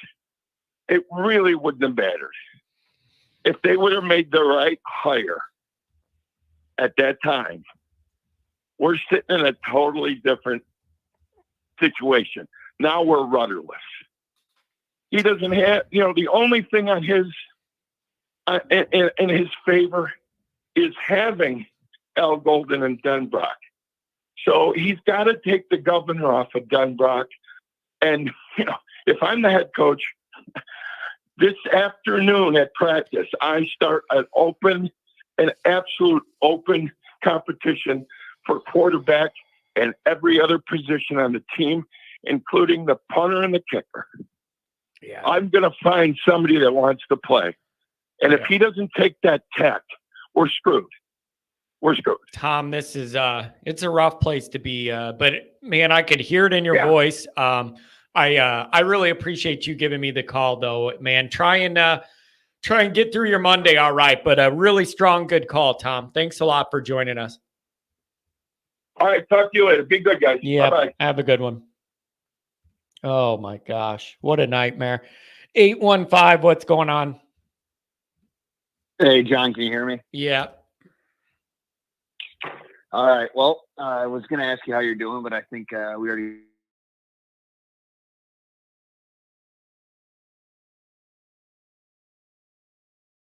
that much. Already unhappy with them for scheduling it in the fall. So I was watching the game the whole time on my cell phone in the back row. There's a bright spot to it. Luckily, I wasn't able to call in because then I probably would never be able to call in again because God knows what I would have said. But the problem was my buddy actually went to law school at NIU, and half of his family went to NIU. So I had to sit there and listen to the fight song 3 different times during reception. Good for them. Good for the dude. It's just so embarrassing. And the other thing is, you can relate to this, and so can I. It is this Northern Illinois thing. There's a whole different layer for that when you're me and you grew up in Northern Illinois. This whole thing, does it not have a different cut for me and you when we all have friends that went there and everything? Like, this is whatever this embarrassment is nationally for everybody. It's a lot more when you literally live and grew up in Northern Illinois and you know all these people that went there, whatever. There's an extra layer of embarrassment for people like me and you right now. Oh, it's miserable. I know people that played football there, and I was talking to them last week before the game, and they're like, I just hope we can keep it close. I hope we can cover the 28.5 or, keep it within 28.5. And Well, they did. MJH, MJH Irish writes in, thank God I'm an alcoholic. like, he's just gonna drink. He's just gonna drink right through it all. Just keep going. It's just permanently numb all the pain. Just keep on drinking. Oh. Only Notre Dame football can put people in a position where the best thing about it is that they have a drinking problem. I will be honest with you. The Bears. Oh my God, I hate my life. I was going to be jumping. Oh, this is so awful, man. And again, dude, the worst part of it is we're a couple days removed.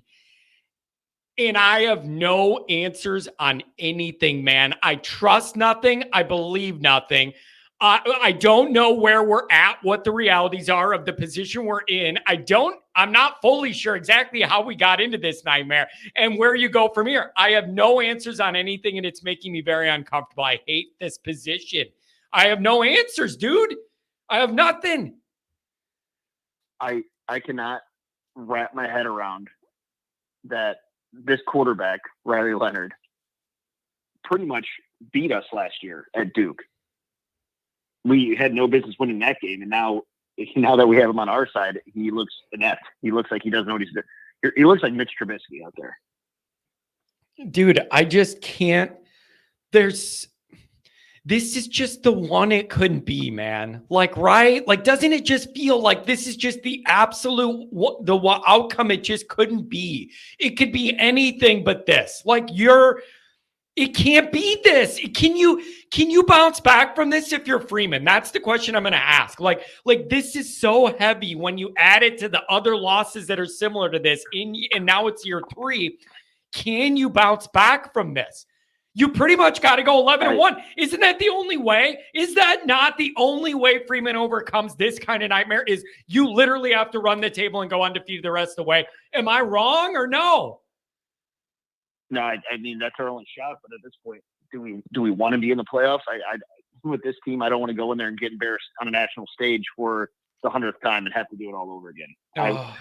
God. Part of me just says tear it down and start CJ Carr, which I think I called you before the A&M game. I think that's been Notre Dame's problem forever is they refuse to start young players and let them grow. Our receiving core is young. Obviously, CJ Carr is young. Obviously, this year is already in the shitter. Just let them grow together, and hopefully it gets better next year. Man, and again, I don't know if they're going to do that. That's the big tipping point with this quarterback thing is where do you get to a point where you got to say, this is not working. We got to do something else. And then like Goolsby said last night, do you go with Riley's got bruised ribs and that lightens the intensity of the moment of giving someone else a shot, that kind of thing. Like, I don't know where you go here, but this is not working. Notre Dame's offense is bad again. It is one of only 5 teams that doesn't have a passing touchdown yet. Like, you're doing this again where you just can't function like a real offense. And then if you can't pass it, you can't pass it. Give it to your good running backs. They don't do that either. Yeah. Well, I mean, our offensive line looked worse this week than it did against Texas A&M somehow, which I can't comprehend that. Dude, tell me, listen, I always say this. I'm never going to act like X's and O's is my expertise in this Notre Dame niche. It is not, and I don't pretend to be something that I'm not. However, am I blind or did it feel like they were blowing us off the ball on both sides? Were they not dominating? Were they not getting push on us on both sides of the ball? Yeah, absolutely. I think I was going to call after that A&M game, but I had to head to bed. But the left guard, I cannot remember his name, but I feel like wait a second. What do you mean I had to go to bed? Does that mean I drank way too? Am I reading through the lines? Does that mean I was drinking for like 12 hours in a row and the party was over? Yeah. Is that what that means? Am I reading through the lines, buddy? Yep. At a golf tournament the next morning, I was like, I'm gonna be up till 4 a.m. I gotta go to bed. That was a good one. But I like how you slid that in there and I wouldn't let you slide through. Like, I'm just gonna be a good little boy and go to bed early. I knew what you were up to. I knew what you were doing. I needed to. I'm starting to learn my limits. Yeah. Oh man, this sucks. So I don't know what you do now, man. You're in a bad spot. And the other thing is, if you're a Notre Dame fan now, the rest of this year, how can anybody predict a game or what might happen or what it might look like when you're capable of being this bad? Anything's on the table. No one can trust anything. In every game now, you're going to cross your fingers and go, is Notre Dame going to show up today or not? It ruins the vibe of the whole year. There's nothing. You can't get excited. You can't trust what you're going to see. Even that defense let me down. I got nothing I can believe in anymore. Nothing except for this stupid community of people that love Notre Dame like I do. That's it. That's all I believe in is this chat. And that is scary. Absolutely. I'll leave you.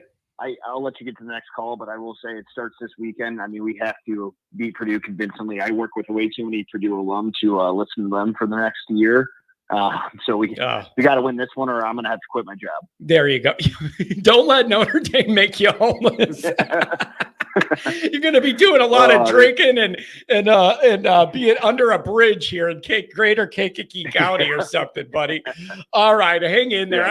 Have a good Monday. Thanks for the call. That was a funny one, though. I'm glad I caught what you said. I wanted to let you get away with that one. Have a good one, buddy. We'll talk to you. See you. Have a good one. Oh, my God. This is stupid. Why is our life like this? Like, I honestly want to know. 386, what's going on? And then 574 after that. What's going on? 86. John, it's Tyler. Yeah, I'm miserable. How are you? Oh, it's really, really an uncomfortable place to be, man. I feel like I could trust nothing. I could rely on nothing in Notre Dame land. And I don't know exactly where listen, it's one thing to not know where you're going exactly. I don't even know where we're at. Like, dude, that's honestly the level I'm at.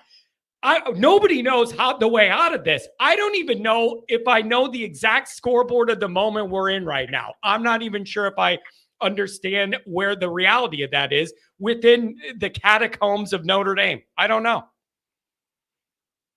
Are we the only program in the entire country that goes from what we had last Sunday to where we are this Monday?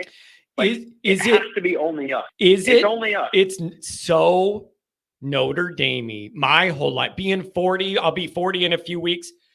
This is so on brand Notre Dame-y. It's almost unbelievable, is it not? Like, the script is so perfect for just all of us to buy in and get excited, be riding high, and then have this happen. It is the most Notre Dame-y thing of my 40 years. Like, this is right in it. It's a nightmare. It's a living nightmare. It's a literal living nightmare. To get to kind of like what I'm feeling and looking at the team, do we not have like two of the top coordinators in the country? And do we not have any leadership in that locker room to where we go into the half down by 6 and just say, okay, everybody get it together and let's go win this game. Freeman said it. He's like, this next half is going to determine what this team is. How do you not come out of that locker room just with your head on fire, ready to just explode onto the field? It's just, I just can't put it, I can't make any sense of it, no matter which way that I look at it. No, you can't believe in anything. Down by 6. You can't believe in anything. And you know what else too? Like, whoa, we voted for captains and we did that. You don't have no leadership, because if you had leadership, this doesn't happen to begin with, and you don't even have to dig out of anything at halftime. Like, that's the other thing. Forget that. I don't care who voted for captains or whatever. If you had real leadership on a football team that's serious, you're not in this position. I have nothing I trust in the football program. Nothing. I trust nothing. On the field, off the field, there's no foundation. There's nothing you can rely on week to week. You're floating around in no man's land, around a shamrock, hoping it all works out. I hate where we're at. 100%. We're floating around in the ether, like you said, waiting for a rainbow to show up, right? Goolsby said it on the Singer show last night. It was a really good show. Dude, I don't know if Marcus knows what he's doing or where this program is going. I'm truly thinking that at this point. And You just can't do this in year 3. We've talked about it year 1 and year 2. We're now in year 3. How we're already in year 3 of this, it's kind of crazy, but we're here. And you just did what you absolutely cannot do. Yep. It could not be this one, and it was. Yep.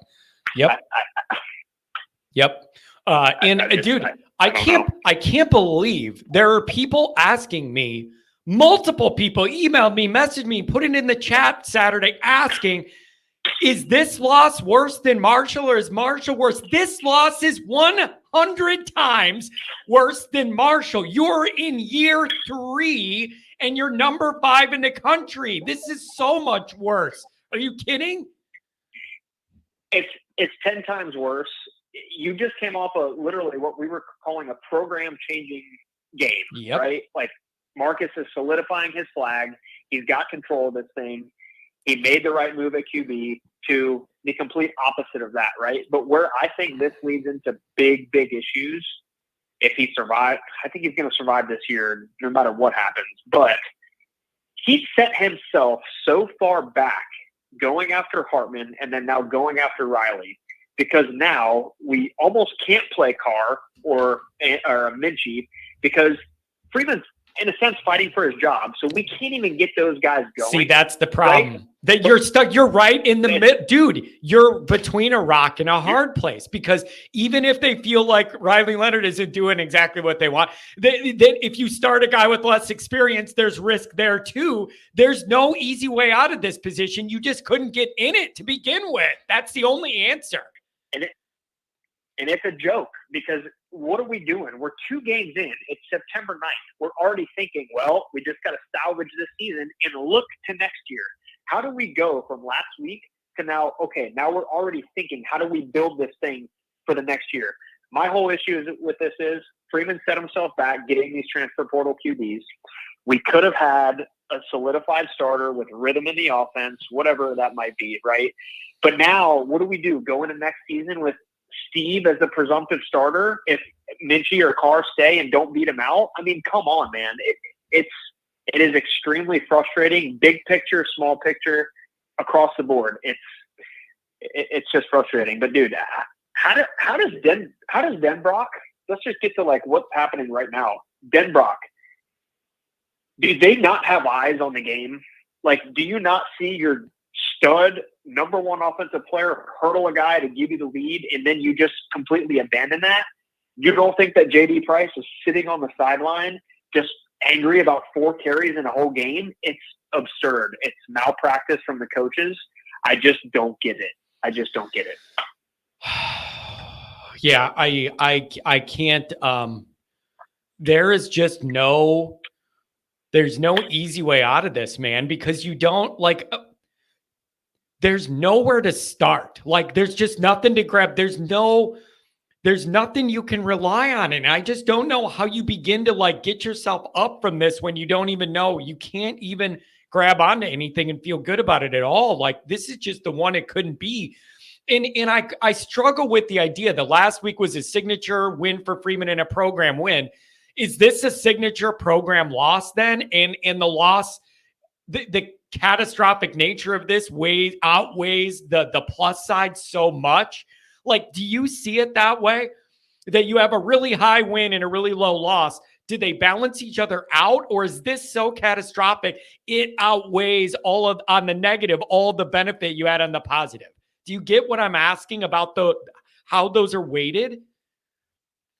Oh, I totally get it. And the way it's weighted is any equity that you built is gone. Yeah. The win at A&M means absolutely nothing. It means 0. You lost to NIU in the home opener, week 2. What you did at A&M was fantastic, and we enjoyed it. And it seemed like the team and the coaches enjoyed it. But you guys prepared for what looks like a 1-game season. Yeah. Like, how can you not take that momentum? You want to know what could make this? Oh, buddy. You want to know what could make this a lot scarier? You want to know what can make this a lot scarier? What if you find out down the road, we're only 2 weeks in. What if we get further into this season and you realize A&M's not good at all? Think about what I'm telling you. We went into this week one with no evidence of work. What if you get further down to this season and you realize A&M's really no good at all? That's going to be real scary, because then it's going to take away anything you did feel good about A&M, and it's going to lower it even more. It was big in the moment, but if you realize they're terrible, that's real scary, because then what does that mean for you the rest of the year? There's no good way around this. It's a total nightmare. There is no way anybody can logically spin this to be anything but an absolute disaster. There's no way out. No way out. A&M could go 11-1, whatever, 11-1. Say they win the rest of their games. All right, it was a good win. It does not defeat the fact of what happened week 2, right? You're 100% right. We've been here before. You and I have had these conversations of there's no easy way out of this. Like, I've literally got it clipped of me and you going back and forth. I just don't know how Marcus got himself in this situation again. And I don't even put it all on him. No matter what personnel we have, coaches-wise, no matter what players we have in there, it's the same thing.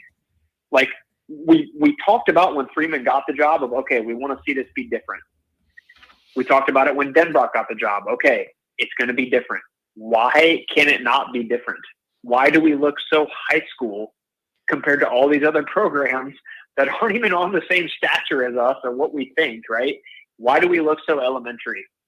It never fails. No matter who we have in there as coaches or players, it's the same thing. It just rinse and repeat. You know what else I'd want to know? You know what else I've been thinking? I was thinking about this yesterday. Had some NFL on, trying to get away from the college a little bit. I want to know, what was the week of practice like? I would love to know some honesty about, were the guys worn out and all like not interested and tired after A&M, or was there a lot of energy? Hey, we're number 5 in the country. Let's go kick some butt and keep getting better. I would love to know the vibe and the energy. Or was it similar to the Louisville week last year, where everybody took it for granted? They announced they were going to rotate offensive linemen. They weren't taking it that seriously. And then you got cooked and worked over all night. I would love to know, was everybody just sitting around all week casually? Like, were there any indications they were going to come out with less life than my grandma in her casket at her funeral? My brother Connor and I talked about this, and he said the same thing. Well, maybe they didn't have the energy. Maybe they didn't have it. Didn't have the energy. All Freeman preaches to us and his team is you've got 12 guaranteed opportunities. You said this in your video Sunday. You've got 12 guaranteed opportunities. You don't have the right or the place to not show up for one of them. You've got 12, okay? And then you want to talk about not having the energy. You just came off. How do you not have momentum and energy coming out of a game like that? Everybody came out pretty healthy, right? These are 19 to 23-year-old kids. You've got energy. And you want to talk about being a playoff caliber team. If we even ever get to that point, right? You've got 4 straight games against top 12 teams. You cannot tell me that you don't have the energy or the wherewithal to be up for the moment. Like, you want to go through 4 games of top 12 teams and you can't even play A&M and then beat NIU. It's a joke, dude. It's a catastrophe. It's just a nightmare. It's a nightmare, dude. MJH Irish writes, God bless your grandma, John, and thank God she doesn't have to witness this. Like, we're to the point where it's a benefit if you're dead.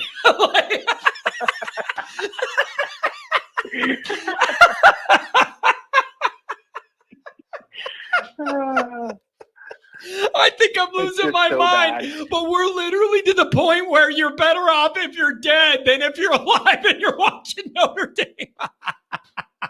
It's so bad. It's so Oh bad. my God, this is so. I really, sometimes I hate my life. I can't believe this is what we do every day. Like, this is just, it literally tests your sanity. And it makes you wonder, like, what am I doing with all of this worry and the time we spend talking and thinking about Notre Dame? Like, where does it ever pay us off on the plus end, or is this just it? Anyways, anything else, my friend? Nice touch of base with you.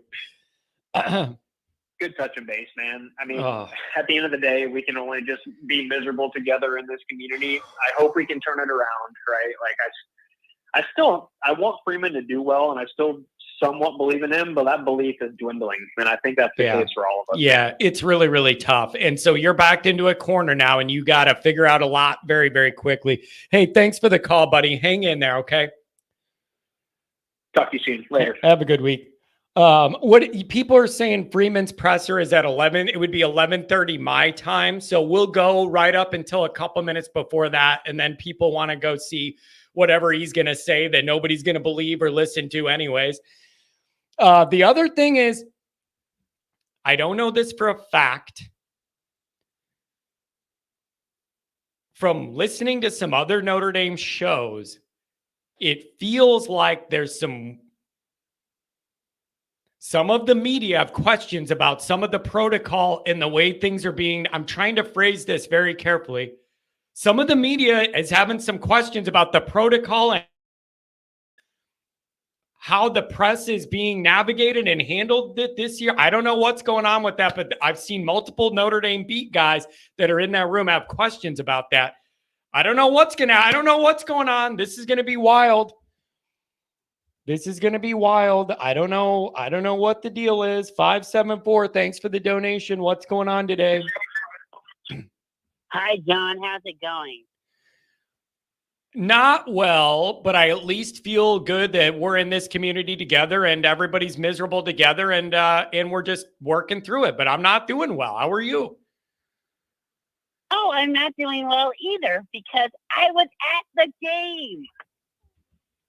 Okay, paint me the scene being at the game. How was the crowd? How was the environment? Why was the team not fired up? What was the booing like? I would love to know. Oh, it was a vision of hell. I mean, Notre Dame takes a 7-0 lead, and we're all happy. I go to get a water. I literally come back to hear the Northern Illinois side of the stadium completely screaming. The Notre Dame fans were just completely dead. I mean, the worst part of it all is they wouldn't even cheer the rest of the game. What would happen is when they would walk off the field, all you would hear is, "Boo, you suck," the whole time. It was embarrassing. Man, it's just, you don't expect that at home. Like, you just don't expect that. You wouldn't expect that in a Christian environment at all. You know, like, this is just not it's really a rough thing, man. I saw that video. I think it was after the game and not halftime. There was some like older dude literally screaming into the tunnel, like, "You guys suck." And it was like some older dude. I saw the video and he was just like, "You guys suck." And he's just yelling it. And I'm like, man, this is just not. Welcome back to South Bend, Notre Dame. Like, that's what you get your first home game. Welcome back. Unbelievable. Well, the problem is, though, there's no accountability in this program. What do you think's going to happen? We got to play Purdue next week, and you know Purdue's going to be excited because this is their Super Bowl going for Purdue. This is their biggest game of the year. They know they're playing Notre Dame on national TV. So and here's the thing now. I don't know what I could trust or believe. How am I supposed to go into Sports Illustrated and write a prediction up and pick a score for this game this week? I have no idea what to expect. Notre Dame could show up and play good and win by 2 or 3 scores. Notre Dame could also no-show, get ran over, and embarrass itself again. It's a coin flip. How is anyone supposed to pick this game with any confidence? I don't understand. I don't think you can predict any Notre Dame football game. Let's be honest. Has there ever been a Notre Dame game in your entire life where you could accurately predict the score? You couldn't. Yeah, it's you just don't know what you're going to get. I don't. But what were you feeling and thinking when that booing was going on? It turned my stomach, and it wasn't like, "Oh my gosh, I can't believe our fans turned on our people and are booing." But it was more just like, it was all sad. Like, it was sad that it got to the point where the home fans felt like they had to boo. And it was just, the whole thing was, it all just made me sick to my stomach. All of it, the whole dynamic. Well, John, I wish you were at the stadium because you would be booing with me because, let's be honest, if you saw the amount of space between the receivers that Riley Leonard had to throw in and didn't take a deep shot, the amount of holes the defensive line had during that game, you would be booing with me. I'm just saying that right now. Yeah, it was It was truly, truly unfortunate. And so I'll ask you, where does this leave Marcus Freeman in Notre Dame? Like you're at Notre Dame, you live near there, you feel this place, like you're around the program. Where does this leave Freeman in Notre Dame? Like I just don't know where our footing is, what our foundation is.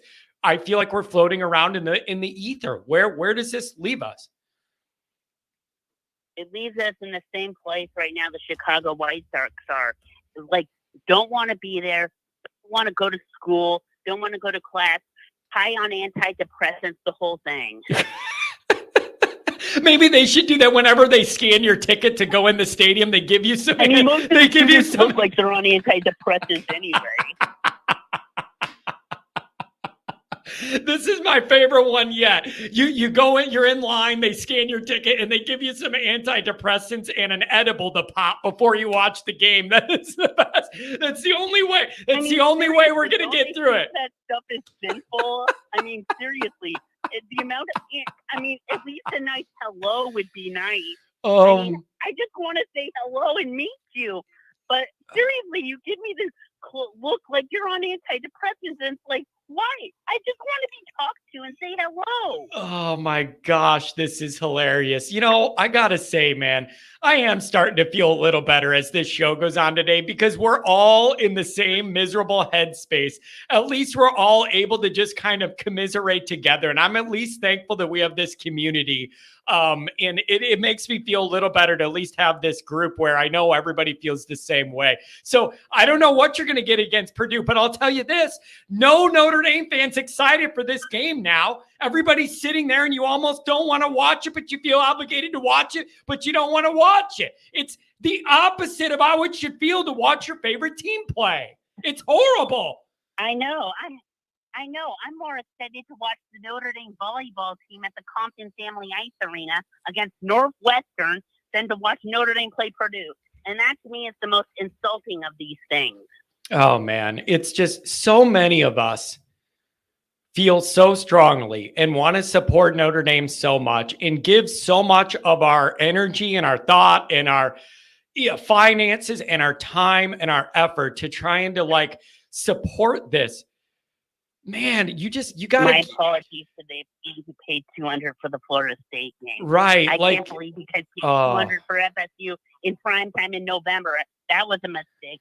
My apologies to anyone who did that. It's just like, do you ever get a payback for all of this effort and energy we put in? It's really, really rough. Anything else on your mind? Thanks for touching base. I know this hurts you. Thanks for giving me a call. Oh, I know. That was the most painful game I've ever been to, and it's not even close. The whole atmosphere was just, it was really bad. Let's just say that. I mean, I don't want to say anything bad on the air, but let's just try to, hopefully you can forget about that game.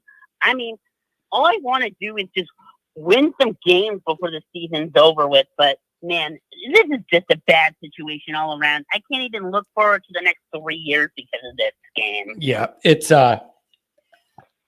very frustrating, but we're all in it together, and we're going to try and get through this week, see if you can win a football game, and then old Johnny Boy will be in town the next week. That'll really straighten things right out. Like, I don't know whether we're going to have a tailgate. I can't wait to see you. I don't know whether we're having a tailgate party or a wake, but we're going to be out there.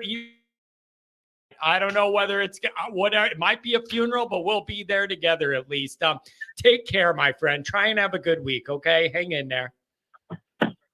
I'll try to have a good week, John.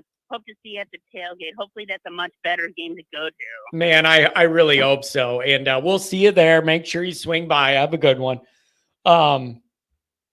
Mark with glasses says Jesus was an RKG, that's a t-shirt waiting to happen, by the way.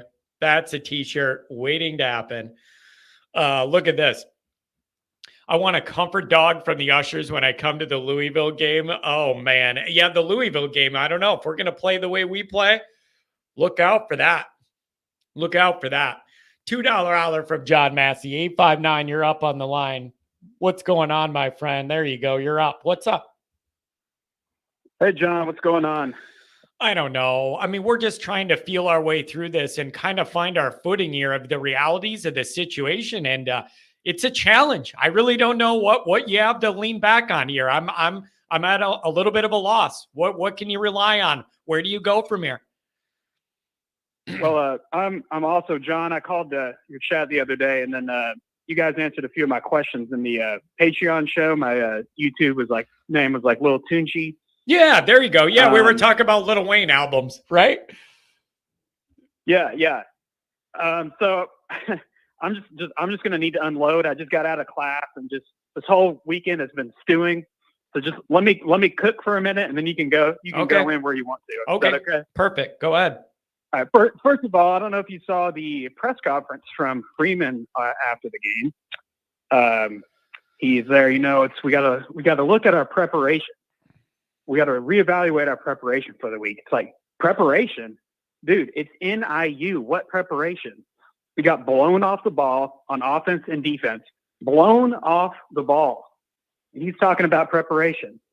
And then somebody asked him about the 62-yard field goal, and Freeman says to himself, he's like, yeah, he's never made it from 62, but we felt with the wind, he had a good chance. Are you serious? With the wind? The wind of the Holy Spirit couldn't have gotten that ball through the uprights. Are you freaking kidding me? Especially not when it gets blocked. Especially not when it gets blocked. And then Howard Cross, unbelievable. Howard Cross, he basically got mad at the fans for booing him. It's like, yeah, we're going to use that as motivation for next week. That needs to be your motivation. How about getting your freaking butts handed to you all game, dude? Wait. Here's what I have a problem with. The motivation was you're number 5 in the country and you're playing a game at home with your home fans there. Exactly. That's the motivation. The motivation needs to come before the nightmare to prevent the nightmare. You don't need the motivation can't come now. The motivation had to be, we're the number 5 team in the country and we're doing something and we're coming back home ready to play good football. That was the motivation. Not what motivation is there now that you're laying out bleeding in the street? Bad time to be motivated. Exactly. It's too late to be motivated now. And then he makes it worse. He says, well, we're the more physical team. We have more speed. But, they had to trick us to beat us. I'm sorry, trick you? They pushed you off the ball. Direct snap right down your freaking throat 15 times, 8 yards of carry. Y'all got your butts kicked. You want to talk about getting tricked? And then he contradicts himself a sentence later. He's like, well, that running back's going to be in the NFL. NIU's a really good team. Which one is it? Are they a good team or do they trick you? Either way, y'all got your butts kicked, driven off the ball. And if that's the mentality of the leaders on this team is cooked. If that is the mentality of your senior leaders, we got huge, huge problems. And I'm not even blaming the defense. This has nothing to do with the defense. This is the offense. Yeah. Here we are 2 years later after watching Drew Pine when I thought this is the worst quarterback play I've ever seen at Notre Dame. And here we are less than 2 years later setting a new standard of suck for Notre Dame football at the quarterback position. And we paid for it. We paid for this guy. He can't complete a pass. He can quote Bible scriptures. He can't complete a pass. It's like, dude, this is Notre Dame football, not freaking summer Bible school. It is. It's ridiculous. You're really, really backed into a corner now as a program with no easy answers. There is no way to navigate this. Like, you have put yourself in the worst possible position imaginable. And now you got huge problems across the board, man. But it is really upsetting as somebody who does media, writes articles every day, does all this. You got to kind of have like a feel for the team of where they are week to week. And then that kind of guides your writing or the vibe for each game this week or whatever. I have no unearthly idea where this team is at, what to expect, what they're doing. There is no foundation. There's no trust. There's nothing you can rely on. I can't even the strength of the program. I got nothing, man. We're all floating around in space. We're floating around in no man's land. I got nothing I can lean on. I got nothing I can trust. Nothing. And then, I mean, Love and Price barely getting the ball. Once again, a year ago, not giving the ball estimate. I can never forgive the staff for that. We get rid of that OC, and I'm thinking, well, that can't get any worse. Same thing again, new coordinator, not giving them the ball in the crunch time. 2nd and 1, 5 minutes left. Unbelievable. And he had like 2 other open guys on that play too. I don't know if you saw that. Yeah, and then it's just, how do you begin to work your way out of this? The only way you can outplay this moment is to go undefeated and go 11-1. That is the only way you could possibly like make any of this not the catastrophe it feels like it is to go 11-1 and run the table the rest of the way. The problem is when you're playing, knowing they're capable of being that bad across the board makes it almost impossible to believe they could go on a winning streak if you're capable of being that bad. Yeah. How could anybody have any trust in that? What's the point?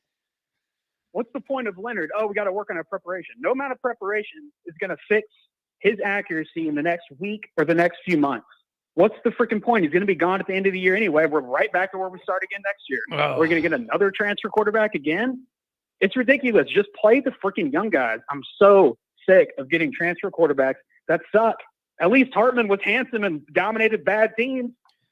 This guy's even worse. It's ridiculous, man.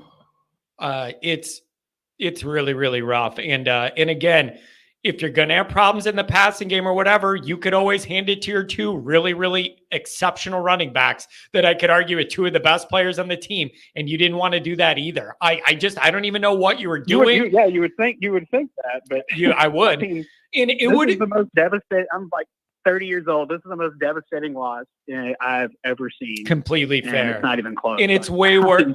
It's way worse than Marshall because of where the program's at and it being, it's not even close. being This year is 3. This is brutal. Oh man. yeah, I mean, yeah, it's way worse. So they got dominated Yeah. on the line. oh, you Like, got there's no yeah, you did. there's no explanation for that. You guys got your butts kicked. Yep. You got pushed around. Anything else, my friend? I want to be able to get over to the press conference and see what excuses we go with this week. Anything else on the way Oh out? God, yeah. Can't wait to see that word jumble he comes up with. Yep. No, not really. I will say I did like the few young guys had some fire on the team, which is good to see, which unfortunately they're not the leaders. So the team personality really comes from the guys who are the leaders. But seeing Osbury, KVA, and Ori and Botello have some fire to them, that was good to see. So just one game. Hopefully they can not embarrass themselves. They're freaking Purdue. Yeah, well, I have no confidence in what we're going to get. I have no idea. But hey, thanks for the call on a Monday and getting it off your chest. And it's going to be really interesting to see this press conference. Thanks a lot, buddy. Appreciate you. Have a good one. Thanks, you too, John. Thanks for letting me vent. No problem. Take care. That's what I'm here for. All right, you guys. I got a bunch of other callers. I want to get off here because I really think we need to go see we need to see what they're going to say in this press conference. I apologize I didn't get to all the callers. I'm trying. It's been a very busy, heavy on the calls, really heavy on the calls. So thanks to everybody for being here, not giving up on this and running away and not wanting to think about it, but for being here and addressing it in the group. Better or worse, we're going to do this together. Thank you for the chats. Thanks for the donations. Thanks for everything. I really, really appreciate you guys just for being here.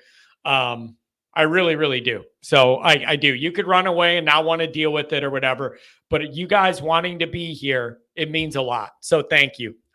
We'll talk to you guys soon.